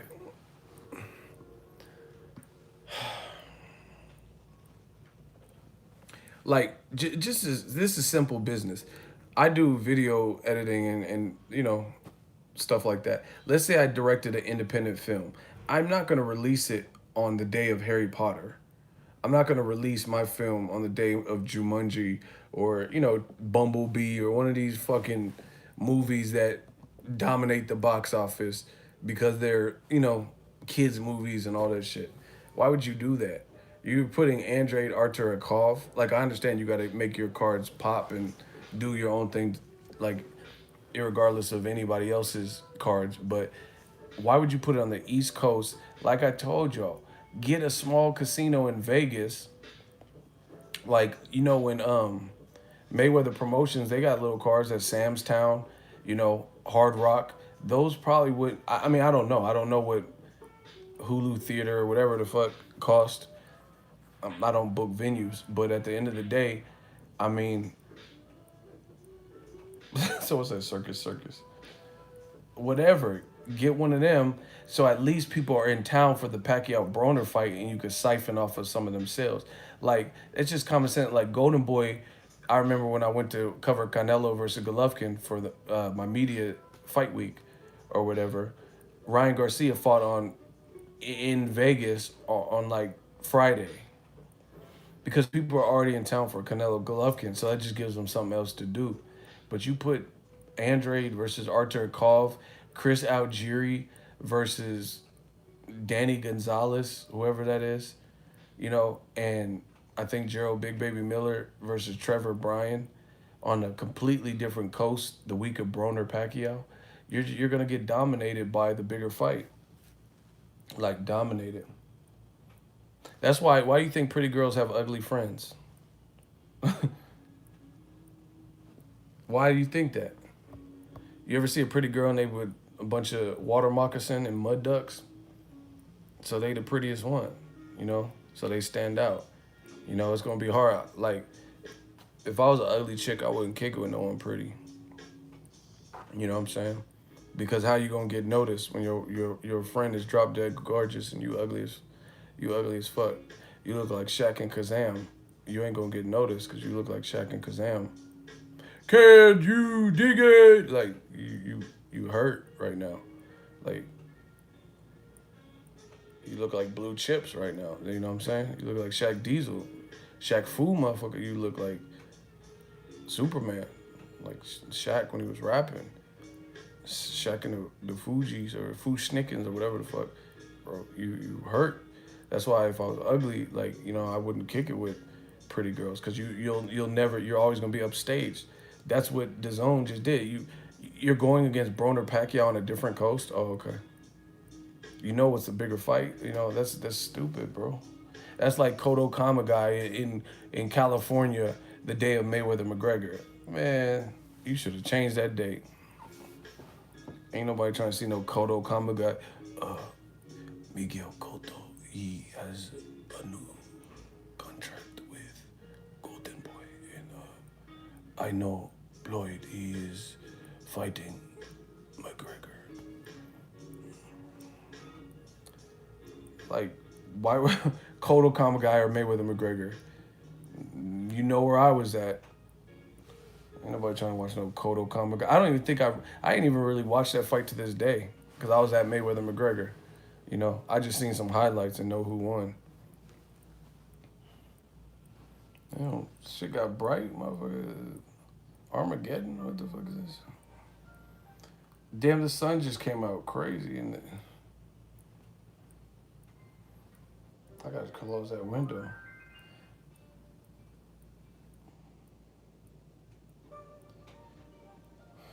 What's Pro Club?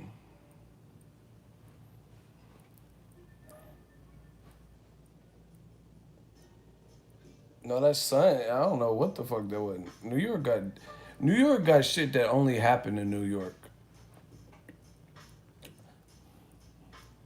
I seen I was in the I've been doing the Uber Eats because I be working and shit and sometimes in my room and I don't know my way around and I don't rent no vehicle for sure when I come out here. So I did the Uber Eats and it said the person was gonna be here in like 8 minutes or something. So I just stayed in the lobby and this guy came in and he was like clearly on drugs and he was like, yeah, I'd like to get a room, and his like card declined or whatever. So he was just in the lobby and I'm just like playing on my phone, on watching YouTube or something. And then the guy was like, after he couldn't get the room, he called some girl and he's like, fuck. He's like, come on, come pick me up, please. Like, he's just like talking hella loud. Come pick me up. I don't have any money. Pick me up. Why won't you pick me up? He's like talking hella loud. And he's like, pick me. I don't have any money. And then seconds later, he was like, all right, I'll pay you. I'll give you $800. I'm like, this motherfucker on that dust. Like, what the fuck? You just went from saying you have no money to paying somebody $800 to pick you up. Hey, bro, you on Sherm or something.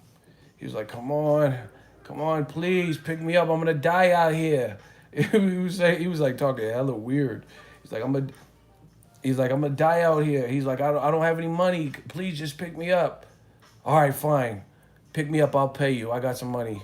I'll give you $800. I was like, what the fuck? He was bugging out, bro. And then he had an Android phone. He went to the lobby. He's like, my phone's gonna die. He was like, my phone is about to die. Do you have a charger? You have a charger I can use? And then they were like, oh, what kind of phone do you have? Because we only have iPhone cable. This bright shit is tripping. Anyway, the guy at the desk, it was like a guy and a girl. And he was like, my phone's about to die. He was like, it's about to die. You got a charger? And then they said, what type of phone do you have? Because we only have iPhone cables. And he's like, what? You mean to tell me if I want to get a room, I can't charge my phone? And they're like, no, you said you have an Android, right? We only have iPhone cables. And he was like, so I can't stay at this hotel. And they were like, what? They're like, no, we only have iPhone like cables. And he was like, so I can't stay at this hotel. That's what you telling me. He was bugging. And they're like, we didn't say. The guy like kind of laughed like, no, I didn't say you can't stay at that. He's like, so what do I do?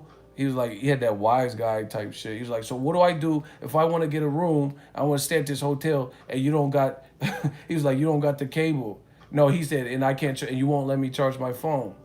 They're like, well, it's not that we don't want you to charge your phone. No one has a cable that you need. He was like, you don't have the cable? They're like, no, we don't have it. And he's like, oh, why didn't you say something? Like, bro, you burnt.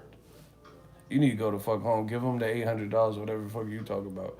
He was really bugging out. He's like, he was like Robert De Niro sent him, motherfucker. You talking to me? I'm not the only guy in here. You talking to me? So I can't charge my phone. Like, nobody said you can't charge. They don't have the fucking cable, you idiot. These dudes be fucking nuts out here. So if I want to get a room and some coffee, you won't let me charge your phone. Like, if you don't shut your Denzel ass up. Bro, it was very simple. It was simple with that. They're saying we don't have the cable to charge. And he's like, so I can't stay at this hotel. They're like, what? We didn't say that. Yeah, Texas is laid back. Hey, that heat ain't laid back. Y'all motherfucker. That heat, man, I see why there's racism in Texas. That fucking heat. That heat make you. I hate fucking heat. Like that heat just make you. That's that man down heat. Fuck that. No, Texas was. You know the heat is hot. I sound like Trump and shit. You know it's hot as fuck when you start using words that you don't normally use. Like, gosh, this heat is sweltering. You gotta use big words and shit. This is blistering heat. What a swelter. Like, the motherfucker just say swelter? This is sweltering. Oh my word. At Texas heat. Ego, give your opinion. What does that even mean, bro? Ego, give your opinion. All I do, motherfucker, I barely even know what the fuck you. All I do is give my opinion. This is my channel. What are you talking about? Give my opinion, man. Listen, if you live in Texas and you got leather seats in your car, you dumb as fuck, bro. Cause that shit, you probably stick to it like, you know when you go to In-N-Out and get a double and they have that cheese paper where the melted cheese stuck to it. That's how your dumb ass gonna be. Fuck around. Yeah, man, I'm riding on Vogues, you know, I'm sitting on them 20s with leather seat. Oh my gosh. I can't even imagine having leather seats in Texas. I'm used to the heat. Y'all got different skin. Y'all some X-Men or some shit. Y'all got that adamantium or some shit. I ain't used to shit. I went out there and I was like, what the fuck?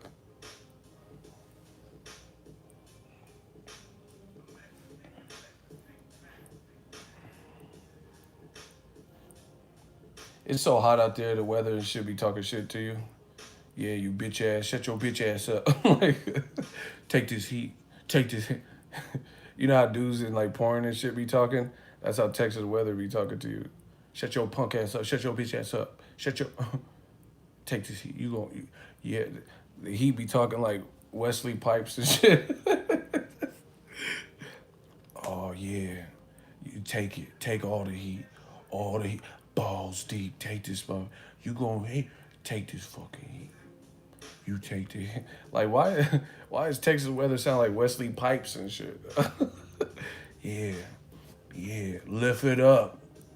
Yeah. Balls deep. Take that. Suck that motherfucker. Hey, Wesley Pipes is probably the most out-of-pocket porn star to ever grace this earth. Like, you can't even watch his porn because he just be talking through the whole thing. Like, the girl be like, yeah, shut the fuck up now. Like, why are you talking to her like that? Like, he'll ask her a question and then tell the bitch to shut the fuck up. Yeah, you like that? Yeah, daddy, yeah. Shut the fuck up then. Take it. Balls deep.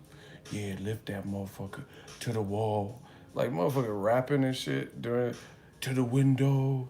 Yeah, to the wall, motherfucker. Yeah, you gonna get this. Yeah, suck on that. Nice and sloppy. Like, bro, stop. What is it? That motherfucker be talking.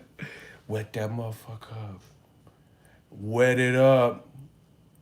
Yeah, nice and sloppy. Yeah, I want to make it sound like coleslaw. Like, bro, what are you talking? Coleslaw? I'm so confused right now. You be watching Wesley Pipes and shit be bewildered and shit. Make that shit sound like coleslaw. Make it sound like coleslaw. Yeah, KFC. $5 filler. $5. Fill that shit up. Let me fill it up. Like, bro, stop talking, dog. Hey, Wesley. Yeah, fill that shit up, motherfucker. All the way up. Lift. Do the splits, man. Yeah. Like, that motherfucker be talking through the whole thing. And you keep talking over the beat like Clue. What? My brain is fucked.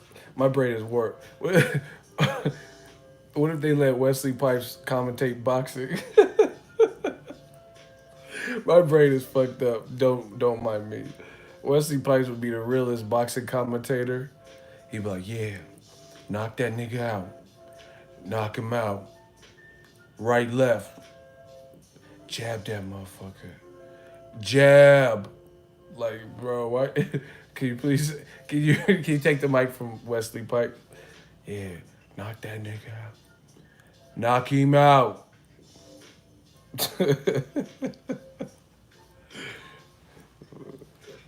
Cherokee the ass. Hey, yo, I told y'all nasty. Y'all know all the porn stars' names. Yeah, knock that nigga out. Knock him. Take his head off. All the way off. Yeah. Take his head off his shoulder. Like, motherfucker talking and shit. They should let Cameron commentate boxing. Hell nah. Man, these noodles is noodles. I doodle with poodles. Like oodles and noodles. Killer. Dipset Jones all day, man. Cam got bars though. Cam, he said, I went and got me a breakfast that's Rudy Tooty, fresh and fruity. Met me with Judge Judy. How you gonna judge me? You ain't Judy. Like, what? Hit. I remember when he was beefing with 50. He's like, damn, Cam, I get computers computing. Cameron got a YouTube? I didn't know that. I didn't even know he had a YouTube, to be honest. I just know follow him on Instagram. The Shooby Wooby Scooby the Doobie. Hey, I hate Kid Corleone. That really sounds like something he would say. Hey, Cam got this one freestyle. He was killing. He was like, men like you, I call him a gladiator. You gave your chick oral. I'm glad he ate her. I was like, ugh. He said, men like you, I call him a gladiator. He gave your chick oral. I'm glad he ate her. Like gladiator, gladiator. I was like, ugh. Cam got bars. Cash in his sweat socks. Check the sweat pox. There's a knot near the size of an Xbox. Your cat's bet not. Headshot, red dot. Your chick's Betty and Wilma. Make a bedrock. Killer. Dipset all day, man. E40 as commentator. Ooh. You see, you got both of the Charlos. You got the twin. You got the Mary Kate and Ashley Olsen. You got the Charlo twins. They got dealing with a full house. Don't disrespect it and disconnect it. Ugh. Dipset was the movement. Man, we in a good spot in boxing, man. I'm going to take boxing to the top. We about to pop. We about to make this shit blow.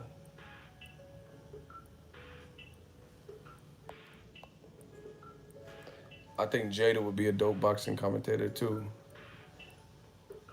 You see Mayweather, he now Broner, he need to go in there with Pacquiao, let the hands go. If he don't let the hands go, then what you mean? He gotta let this hand go. That's how Jada would do it. If Broner don't want to let his hand, he better let his hand go because Manny don't. He ain't fucking around with Bronner. He's going.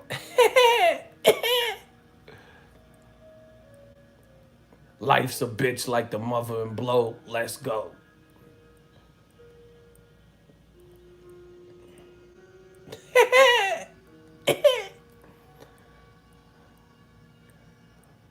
What do you want me to do? There's no keys. What do you want me to do? Asshole. Somebody said Luda. Luda be putting hella emphasis on work. Man, go in the cupboard and give me some fruit snacks. Like, oh shit. You that hungry? Like, why'd you do all that? Man, you gotta go in the cupboard and give me some fruit snacks. That's how Luda. The incredible, untouchable nigga spit a video out the body with the dopest flow. And wonder why the lines around the corner, little motherfucker had the dopest show.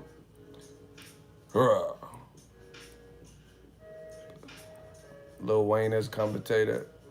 Yeah, you know, I got a fighter. His never reaches, bro. Greg. Yeah, we from the 504. Yeah. So basically, is that really a question? Did you just ask that?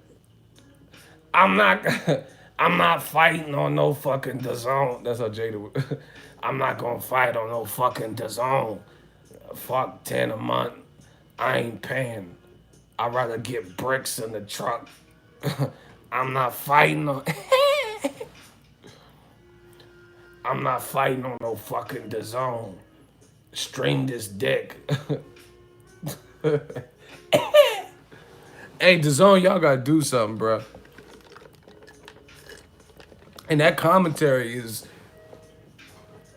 doo-doo, baby. Hey, that DAZN commentary be missing me. Luda be extra.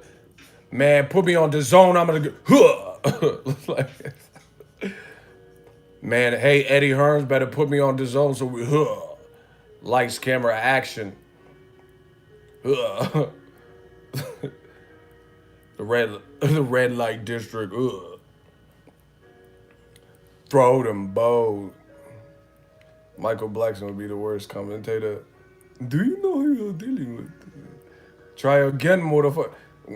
When they throw a punch and don't connect, try again, motherfucker. Do you know who you're dealing with? Man, Eddie Hearns.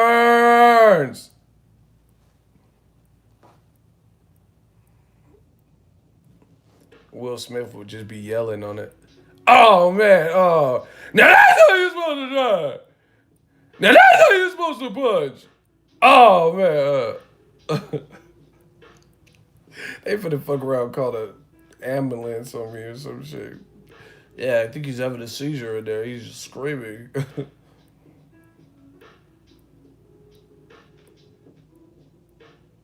Y'all some fucking drug addicts. Are you drunk? No, I just enjoy what I do. Keep working your 9 to 5. You drunk? Now that's how you're supposed to shoot.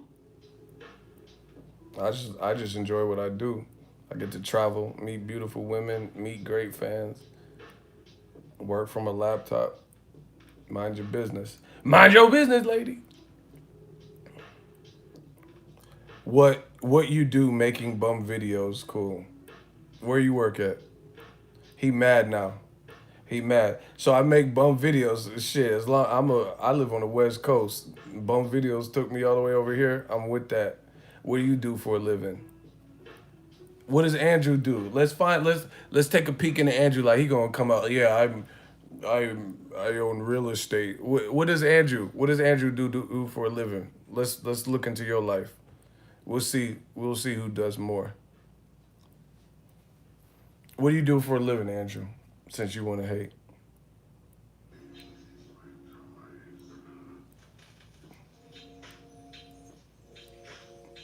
Yeah, he gonna have some crazy ass job.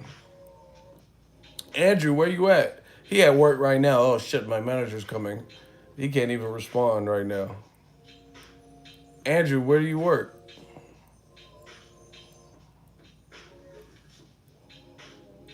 Where Andrew at? See, they be ducking. They have all this shit to say, then dip out. Andrew, what do you do for a living?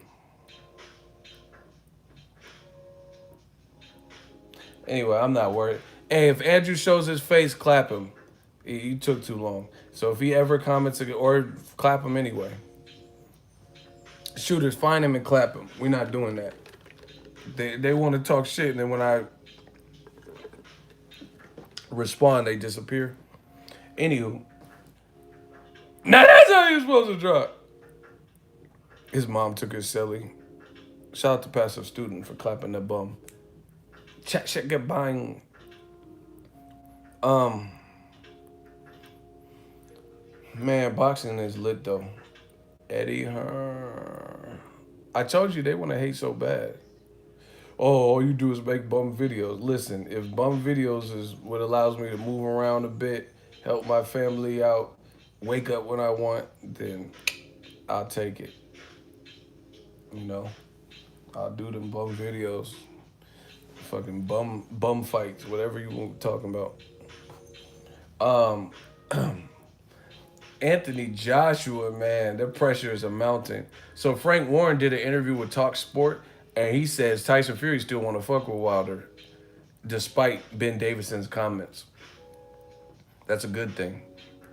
I want Wilder Fury 2. I talked to Lennox Lewis. He said the same thing.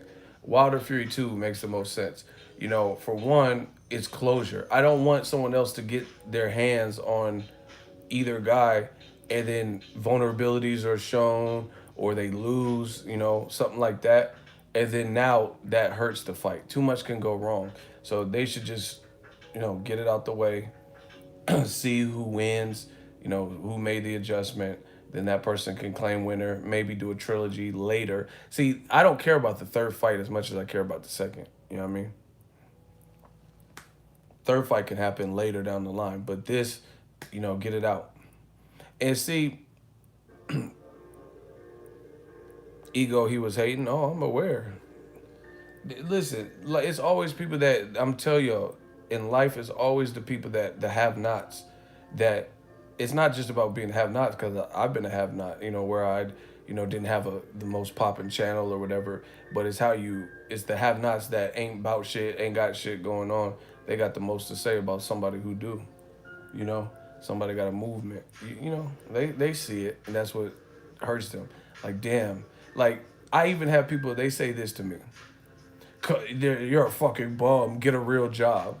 Who? Why would you say that? You see how many super chats we get, channel members. You know, obviously don't know the pay, but you know, but obviously I'm not complaining. Why would you say get a real job? Why would I want to work for somebody else when I get to manifest my own destiny? Stop it. Anyway,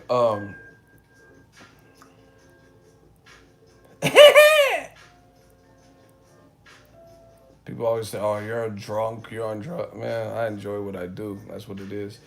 There's a lot of fights. Carl Frampton, Josh Warrington, Dillian White, Derek Chisora 2, and then the Charlo brothers, F.A. Ajagba, Dominic Brazil. Hey, you know, who's that Puerto Rican cat?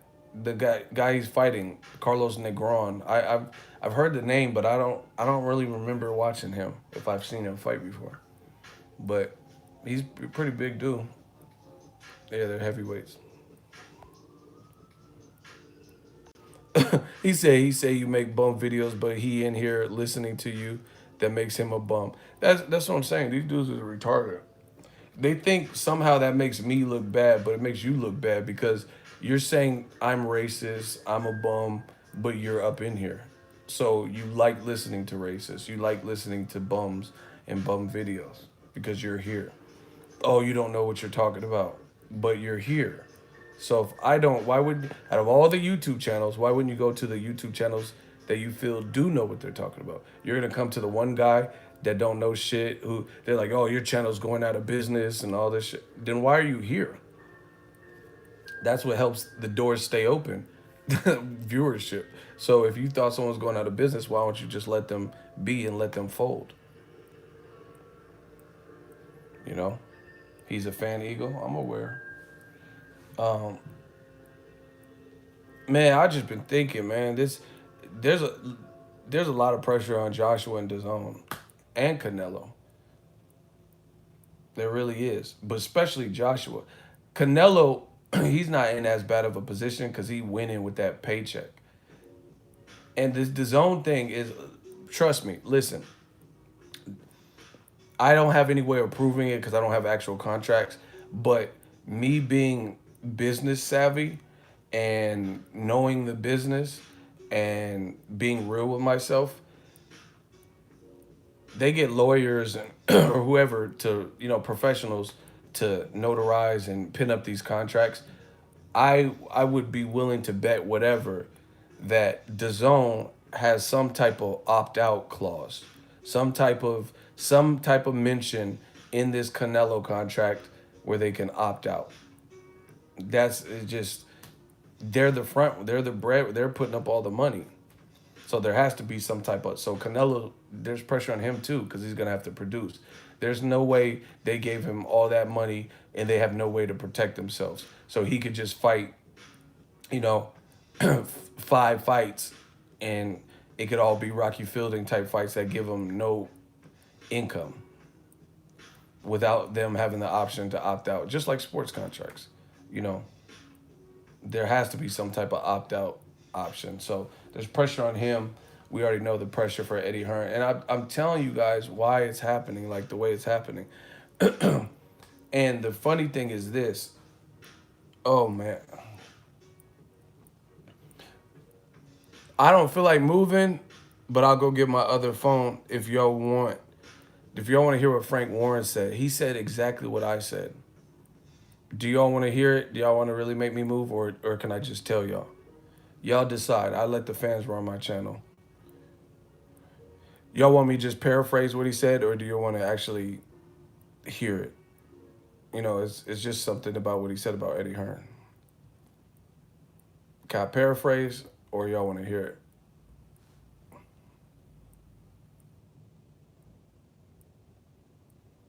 Hurry up and vote, vote, vote, vote. Smash the like button.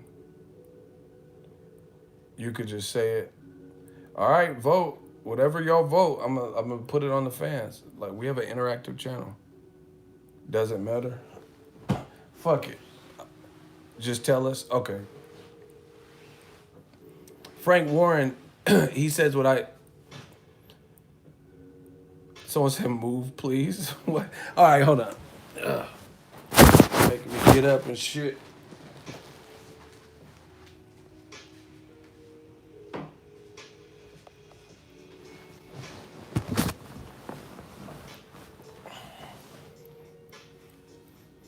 I act like I'm in a mansion or something. I was just so comfy, I didn't want to move. I act like I was in like a big ass mansion. Hold on. It's incredible how... Notice the shit I'm saying, new media. You have these other people involved who are saying the exact same thing that I'm saying after I am. Listen. Let me ask you something. Do you think your car insurance rate is fair? See, Not here's how this. insurance works. That's the biggest heavyweight fight out there. Are you 100% sure, Frank, that this will take place? Because when I last spoke to, I think it was Barry, who said, no, April 13 could still be our boy against Deontay. You think that's out the window now? Yeah, I do think it's out the window. They keep saying it all along, don't they? They're going to. It's a funny thing. Everything they say they're going to do and what's going to happen doesn't happen. You know, we were very clear and precise that the original fight with and it did. Everything they say they're going to do and what's going to happen doesn't happen. You know. You hear what he just said? He said it's funny. Everything they say, talking about Team Joshua, say, this is Frank Warren. Everything they say that they're going to do is going to happen doesn't happen. That's exactly what I said. So they said Tyson Fury wasn't going he's going to pull out the fight. Didn't happen. They said Tyson Fury wasn't going to accept the Wilder fight. It was just for publicity. That wasn't true. Right? They said Wilder was going to knock out Fury. Didn't happen. It's like a multitude of things coming from Team Joshua didn't happen or didn't come true. And the fans know this. You know who's winning a race, you know, but it's easy to see. Team Joshua is doing prime damage control. They keep saying all this shit. Oh yeah, I really want to fight Wilder. Okay, we're fighting Povetkin. None of it's coming true. DAZN said, the guy from reporter from DAZN said, what's stopping you from just getting with Eddie Hearn and just saying, hey, make the fight. I want nothing else but this fight. And he was like, I have told him that. To be honest, if I'm honest with you, I have said that to him. That's what Joshua said. So you said it and then he didn't produce because you fought Povetkin.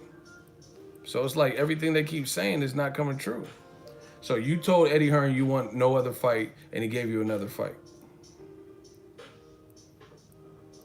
Team Joshua trolling hard, but it's making them look bad though. They can troll all they want, but it makes them look bad. Because they're the ones going against what they said. And we were very clear and precise that the original fight with Deontay and Tyson was going to go on, and it did. He kept saying it was not going to happen, then it wasn't going to do business, etc., and it done fantastic business. So, yeah, go on, David. See, he's saying the same thing. They said it wasn't going to happen, and it wasn't going to make no money or make no noise, and then it did fantastic business.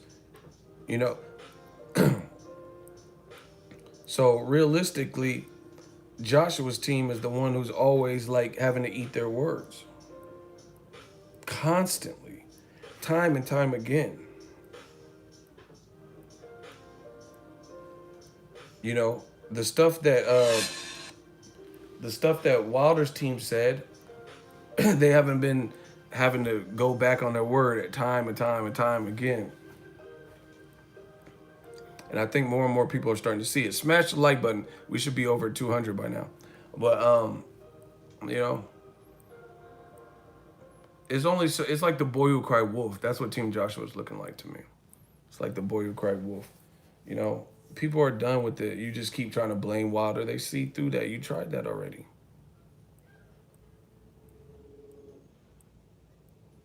You know, you've already tried that. Oh yeah, it's all Wilder's fault. We wanted to fight and Wilder didn't. And they're trying to overcomplicate things. It's not even complex. See, you know what Joshua's team is reminding me of? The guy that's cheating on his girl, and then the jig is up, and the girl catches. Oh my God, I'm the king of analogies. Listen, I got a good one. All right, Joshua's team, Eddie Hearn and Joshua, namely, they remind me of the guy who got caught up by their girlfriend, their live-in girlfriend, of cheating, and then they play dumb, like they don't know what she's mad at or what they're talking about, but they know they're cheating. Like, okay, you get home from work and you accidentally left your cell phone at home. Your girl went through your cell phone, and then she was like, you know, who the fuck is Raquel? Like, you walk in the door and you're met with that. Your girl's holding your phone, talk about who the fuck is Raquel. If you know you're cheating with the girl named Raquel, right? Then guess what? That's not gonna look too good. You're pretty much caught up. She's holding your phone, talk about who the fuck is Raquel. So somehow you got caught. She went through your phone. It's not really hard to understand what's going on here. And then the dude playing down, ooh, what are you talking about? Who's that? Like, and she's like, don't play with me, da da da. What do you mean? She's like, who the fuck is Raquel? Oh man, that's just my coworker. We just friends. And then she's seen you send a dick picture or some shit. You know what I'm saying? Like who the fuck is Rochelle? You sent her a dick picture. But you talking about we just friends. I mean, come on, bro. Like, you think she's buying this? We just friends, but she read all your text messages. She's seen the whole thread of back and forth text and the flirting, and you sent a dick picture. You know what I'm saying? Like, come on, bro. Cut it out. You're caught. You know what I'm saying? Dudes still be so dumb. They trying to, man, Rachel, man. I think I keep changing her name. I don't know whoever she is. Man, Rachel. Man, she's his friend. And then the dude, he know he caught up. All right, I didn't want to tell you, but she raped me. She roofied me, and she raped me. And I didn't know how to tell you. Like, come on, bro. Just admit when you're defeated. That's what Team Joshua seems like. They seem like trying to overcome. Like, it's really easy to see what's going on here. And they're trying to act like they can't understand. Oh, why would Wilder not want to fight us next? Why? It's about legacy. He keeps saying one face, one name, one champion. Yeah, but you're actually missing out on important parts. He was saying he's been screaming the one face, one champion, but he's just coming off of a draw that did good business, easy team to work with, and there's clarification that can be had. So now he's shifted gears and set his sights on, clearing the air on the Tyson Fury and making money that way. There's nothing wrong with that. But they're actually, Eddie Hearn's even telling you in his interviews, oh, Wilder Fury 2, I mean, it's a big fight. It's a big fight. Then what are you so confused with then? You keep telling people, Eddie Hearn literally said, it's a big fight. So why are they playing like they don't understand why a rematch would happen? And basically saying, hey, if you want to be undisputed, then he'll fight us next. But if he doesn't, then he won't. It's not like, it don't work like that. You waited, and then he came up with other plans. Ego, how many pay-per-view to Wilder Fury? I don't know. They said 325,000.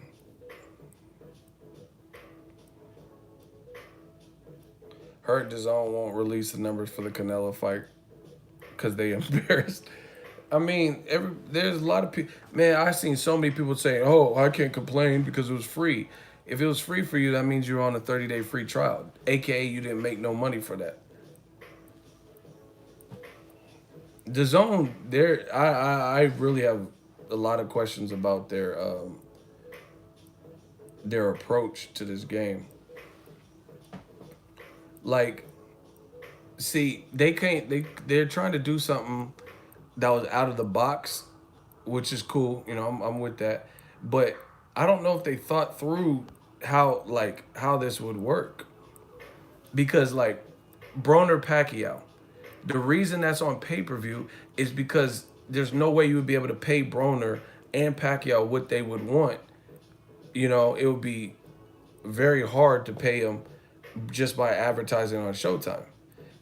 You get what I'm saying? Like, just put it on regular Showtime. So you have to charge for that type of fee because they're both commanding such a huge salary, and that'd be such a huge chunk out of the pot if it was on regular Showtime. So, like I said, pay-per-view kind of keeps you honest. You get what I'm saying? Broner Pacquiao, they're both going to want too much to the point where I can't see it being on Fox. I can't see it being on Showtime.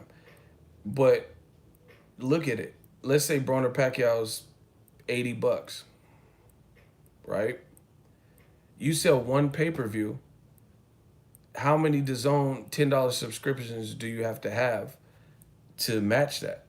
You would have to sell 8. So the value is 8 times greater for pay-per-view per unit. Like, so one $10 DAZN subscription, it would take 8 pay-per-views. I mean, it would take 8 DAZN subscriptions to equate to one pay-per-view for that month. Right? And if you paying Canelo these astronomical amounts of money for low-level fights or whatever, what he just fought was a low-level, low-risk fight, right? You just paid him $15 million for that? You get what I'm saying? There's no way you're winning. And then on top of that, people did it on a 30-day trial, so they didn't have to pay for it. And like I said, or someone said in my comment section, what's to stop people? Let's say Canelo has another big fight. Man, just mark my words. that 30-day trial is going to go away, or the price point's going to go up or something. Because it just doesn't make sense. So let's say, okay, let's say I'm a Canelo radical fan. I just care about Canelo. So you do an email sign up for December. And Canelo, let's say he fights Golovkin in May. Why don't you just do another email? Just a different email in May. What's to stop people from doing that? That's only 2 emails you have to come up with and 2 credit card informations. And then you just cancel before. So either the 30 days is going to have to go away, or the price is going to have to go up or something. Because I have more than one. I got a debit card and a few credit cards. So, if I wanted to, I could put one on my debit card, then cancel it, and then sign up with another email, because I have multiple emails for, from the past and stuff. I don't see how they can prevent stuff like that. Unless they, obviously if you're trying to use the same email or something, that wouldn't work. So if you're only looking at Canelo fights, then you would only have to do that twice to see his first 2 fights free of charge.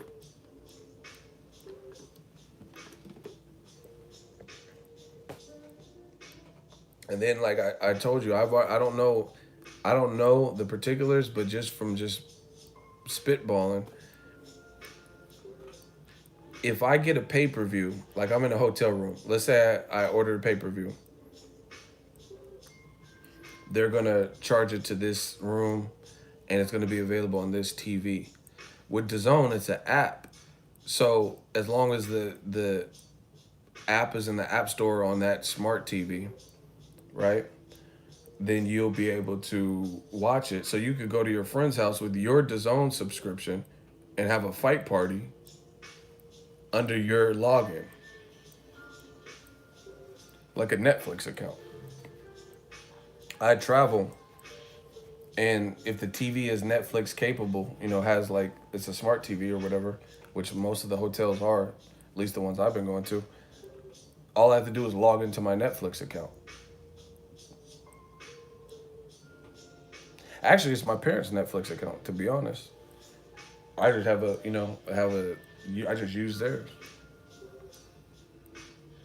Do you get what I'm saying? Versus pay-per-view doesn't work like that. If I order Broner at the crib back at home, if I order Broner Pacquiao at that TV, that's where they're going to send the signal to. They're going to send the signal to that particular TV, because I have DirecTV. You know what I'm saying? So I don't understand DAZN. I don't understand how shit like that's going to work.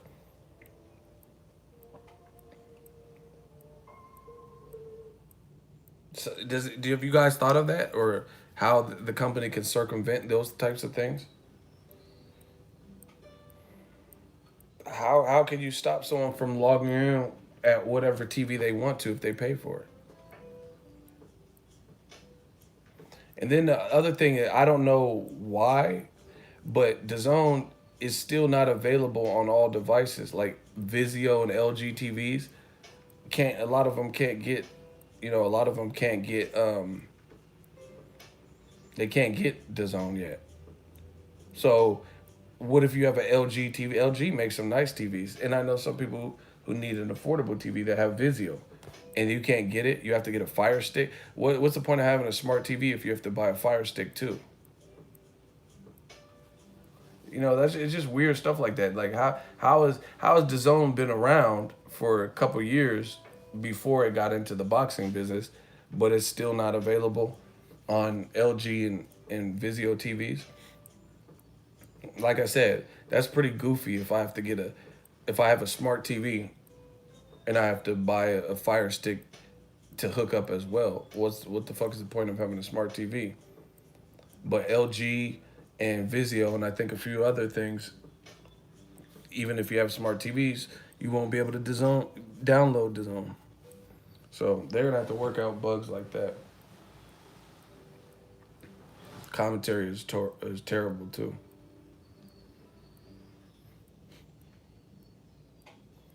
And it's different with like ESPN and HBO and Showtime because they're already established. So, you know, people can move around with their ESPN Plus connection too. But since they have such a subscriber base, you know, the way they promote it, they just have to they'll get I imagine they have more subscribers than DAZN does right now.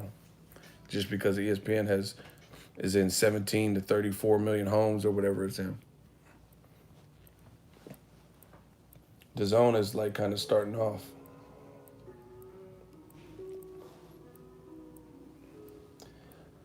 And I think one of the biggest things I keep saying,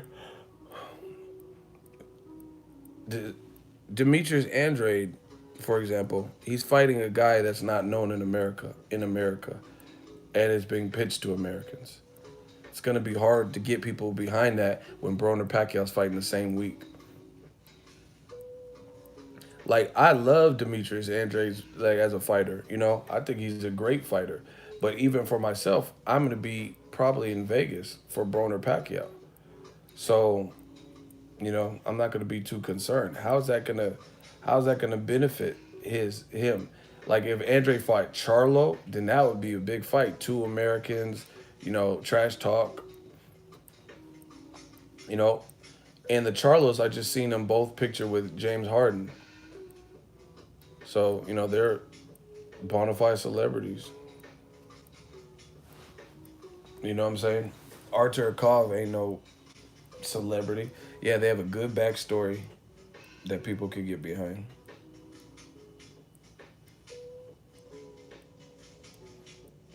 So DAZN's gonna have to work through those types of issues. How are you marketing something to Americans, but but it doesn't, for lack of a better word, benefit Americans? You know, it doesn't cater to America.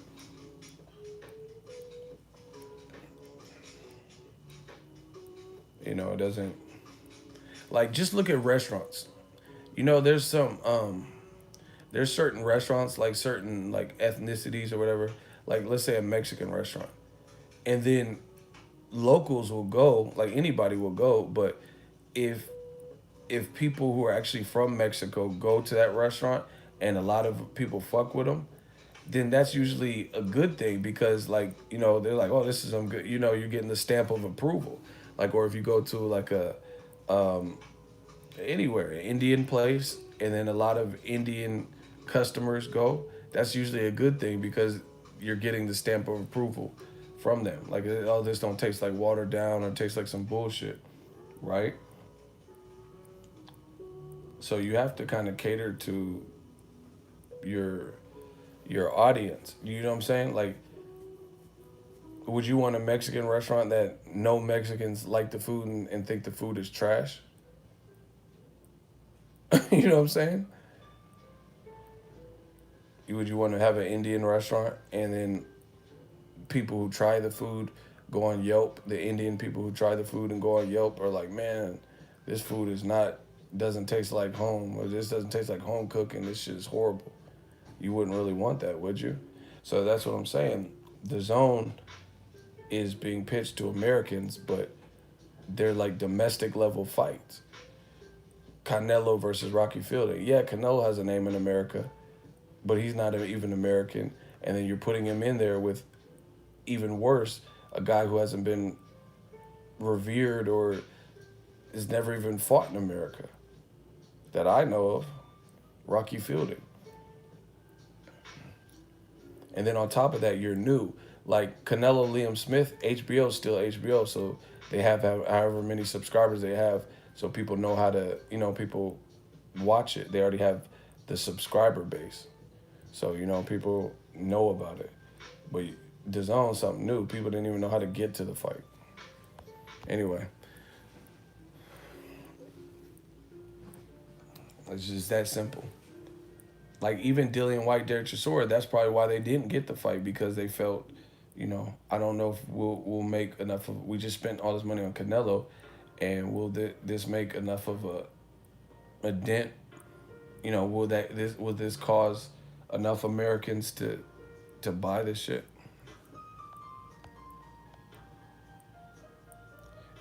Is this dummy? Block Leo Gracia. Shooters, block him. Get him the fuck out of here.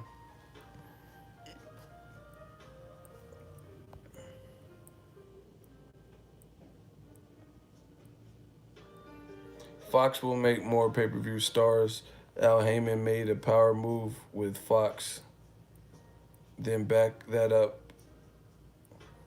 with the international equivalency. What are you talking about? IFL TV? I don't understand what you're talking about. With the international equivalency, I don't understand that part.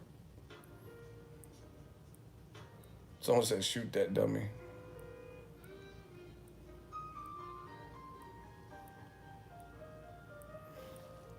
I'm just telling you how it is.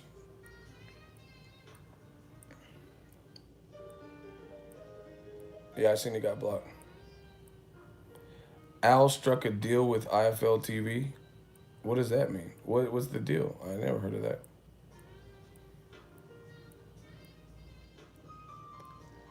Oh, you mean ITV? Bro, you saying it wrong. You see, listen, y'all got to get your facts together. It's ITV. You keep saying IFL TV. I'm like, Coogan and them is like working with Al Heyman. Yeah, bro, you gotta say it right, cause that shit was mad confused. I'm like, what the fuck? Al Heyman did a deal with YouTube channel that worked with Eddie Hearns. Yeah, it's called ITV. It's a channel. I feel you though. No, that shit threw me off. That's what I'm trying to figure out. Cause I know my boxing news and my shit, and I'm like, I didn't hear Al Heyman working with YouTubers. You better holler at me, bro. What the fuck? Like, Al, you ain't gonna give me a deal? Say something.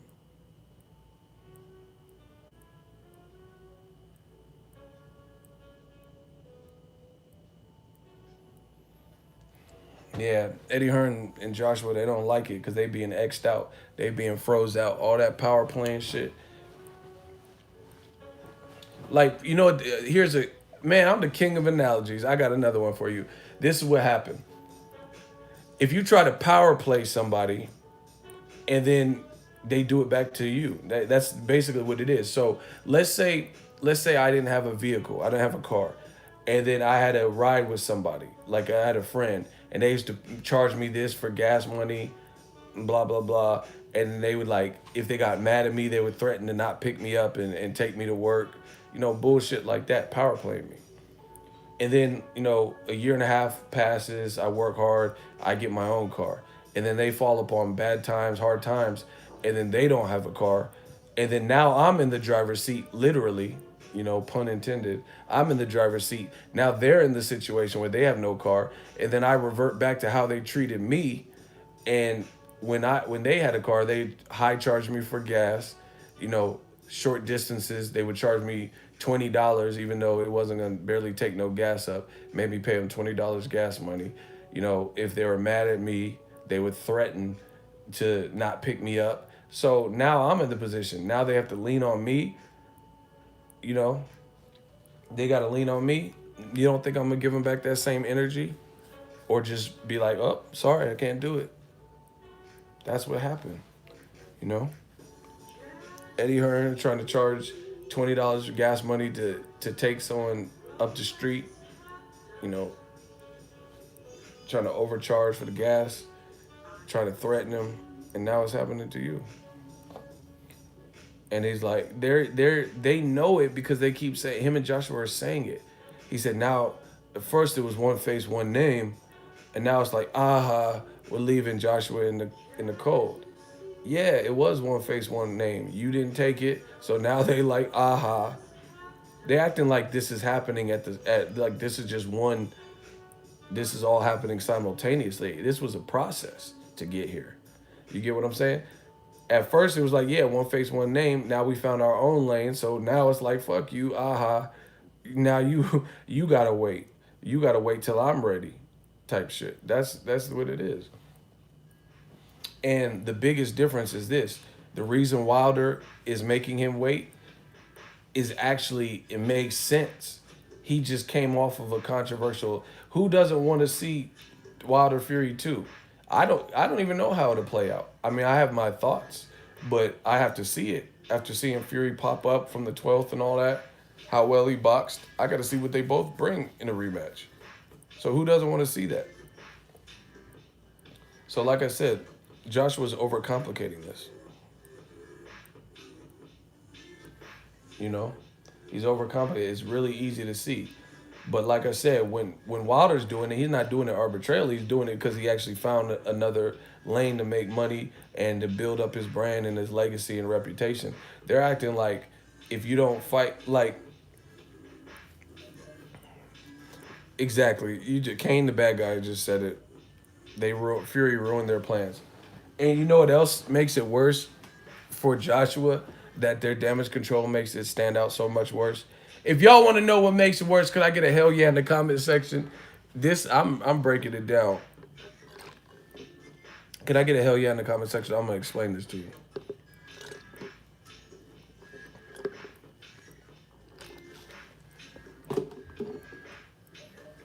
This is what makes it all worse.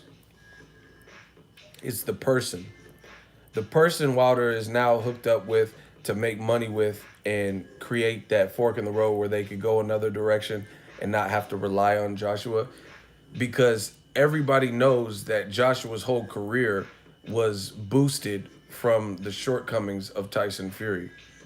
What I mean is Joshua became a champion. All of everything he's ever achieved in terms of beating champions, unifying, becoming a champion, was all predicated based on bad decision making and what happened with Tyson Fury's career. And everybody knows that. So for Eddie Hearns and Joshua to make it seem as if by fighting Fury, Wilder's like taking the lesser route, it's not even real. Yes, true, Joshua has all the belts, but he has all the belts as a direct result of Tyson Fury. And they know that. Name one belt that Joshua has that he had before Tyson Fury failed his drug test.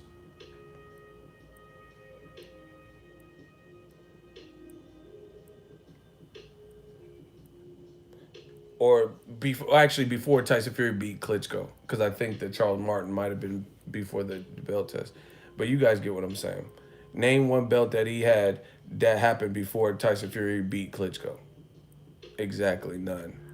Everything that Joshua's happened, championship, his 4-belt rise all came on the back end of Fury's career and what happened to Fury. Exactly, he paved the way.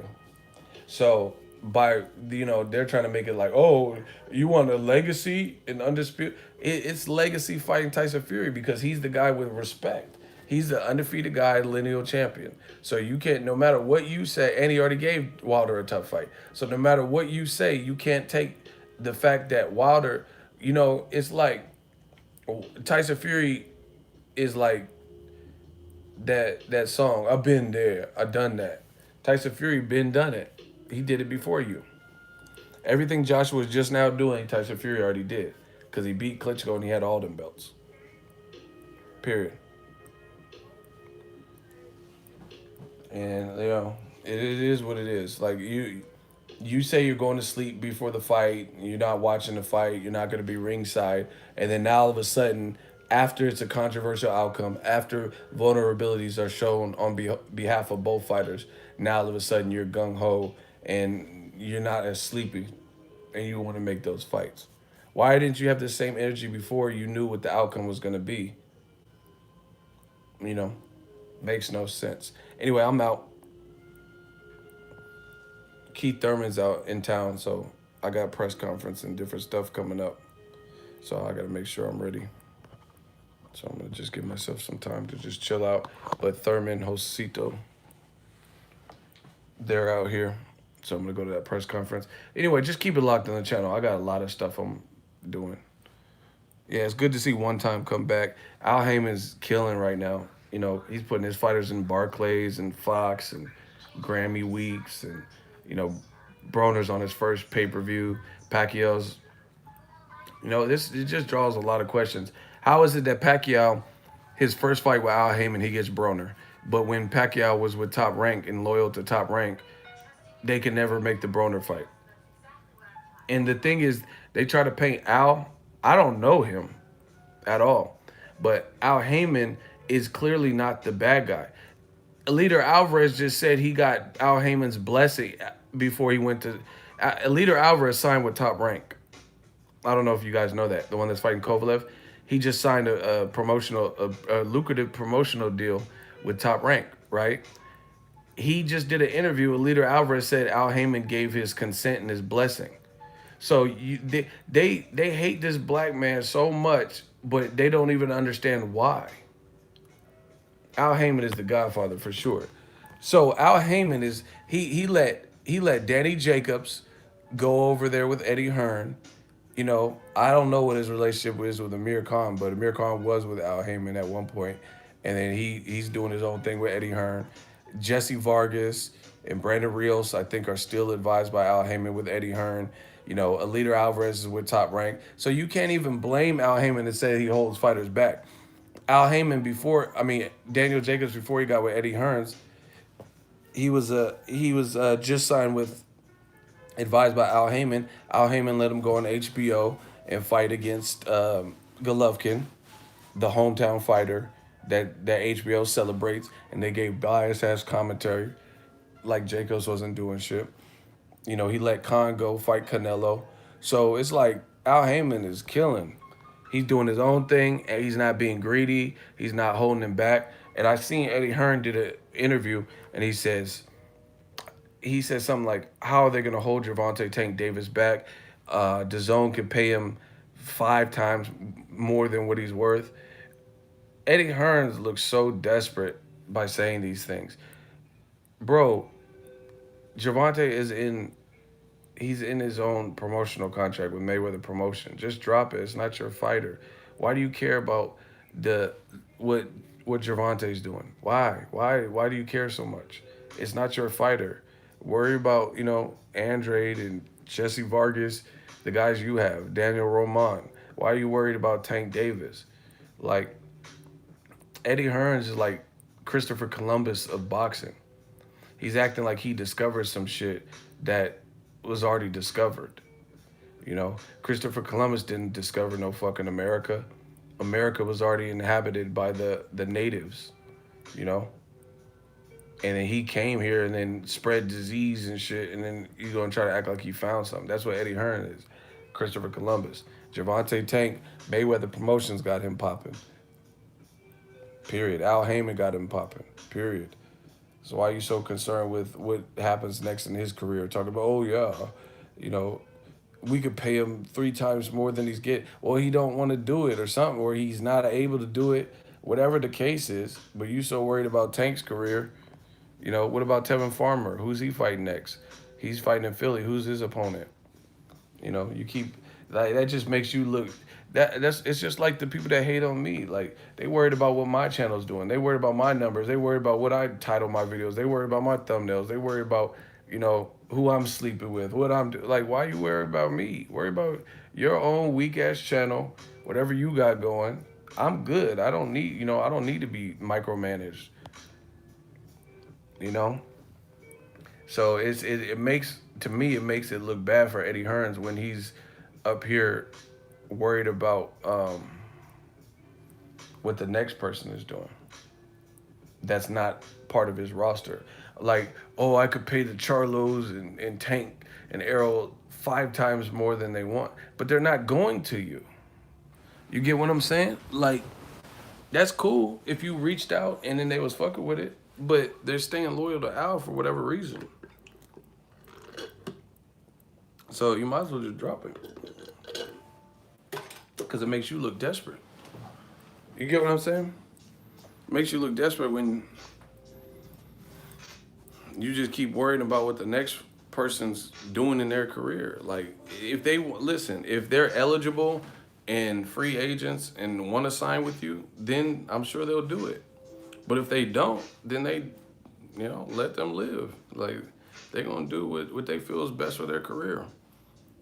Eddie Hearn steadily, oh, but Tank, we could just give him 5 times more than what he wants. It sounds desperate. I'm trying to help, man. Just makes it sound real desperate. Shout out to Dalton. Fade my G, pause. Appreciate you. Bomb Squad, hashtag Lions only, hashtag man down. You know, just like, if the guys want to sign with you, I'm sure they will. That's like trying to force a girl to like you or some shit. If she likes you, she likes you. You know, if she wants to date you, she wants to date you. If she don't, she don't. You know, y'all some Cosby ass man. Like, bitch, come here. You gonna force her. You gonna force the bitch to like you. You know, he's like, oh yeah, we would keep Tank so active. Why is he fighting Abnormatas then on an Al Heyman card, PBC? If you could see Eddie Hearn he's like a used car salesman, the way he keeps just saying like what you can do and how much you can do, and you know, DAZN's pay, like you just keep talking about what you could and would do. Like, why are they not? Listen, that in itself, a wise man once told me, sometimes no response is a response. And in the same vein of that is, if you could do so much for these guys, how come none of these guys are allowing you to let you guide their careers then? These are just real questions. You know, none of that like filth that, you know, I'm gonna talk to Eddie Hearn for an hour and then we don't hash out nothing real. This is a real question. If you could do so much for the fighters, then why are they not deciding that I need to make the switch? Why are they staying loyal to Al? Like Broner, he laughing at Eddie Hearn, talking about, yeah, Eddie, he don't know. I be getting paid. He think he know my pay. You know, why? Anyway, I'm out.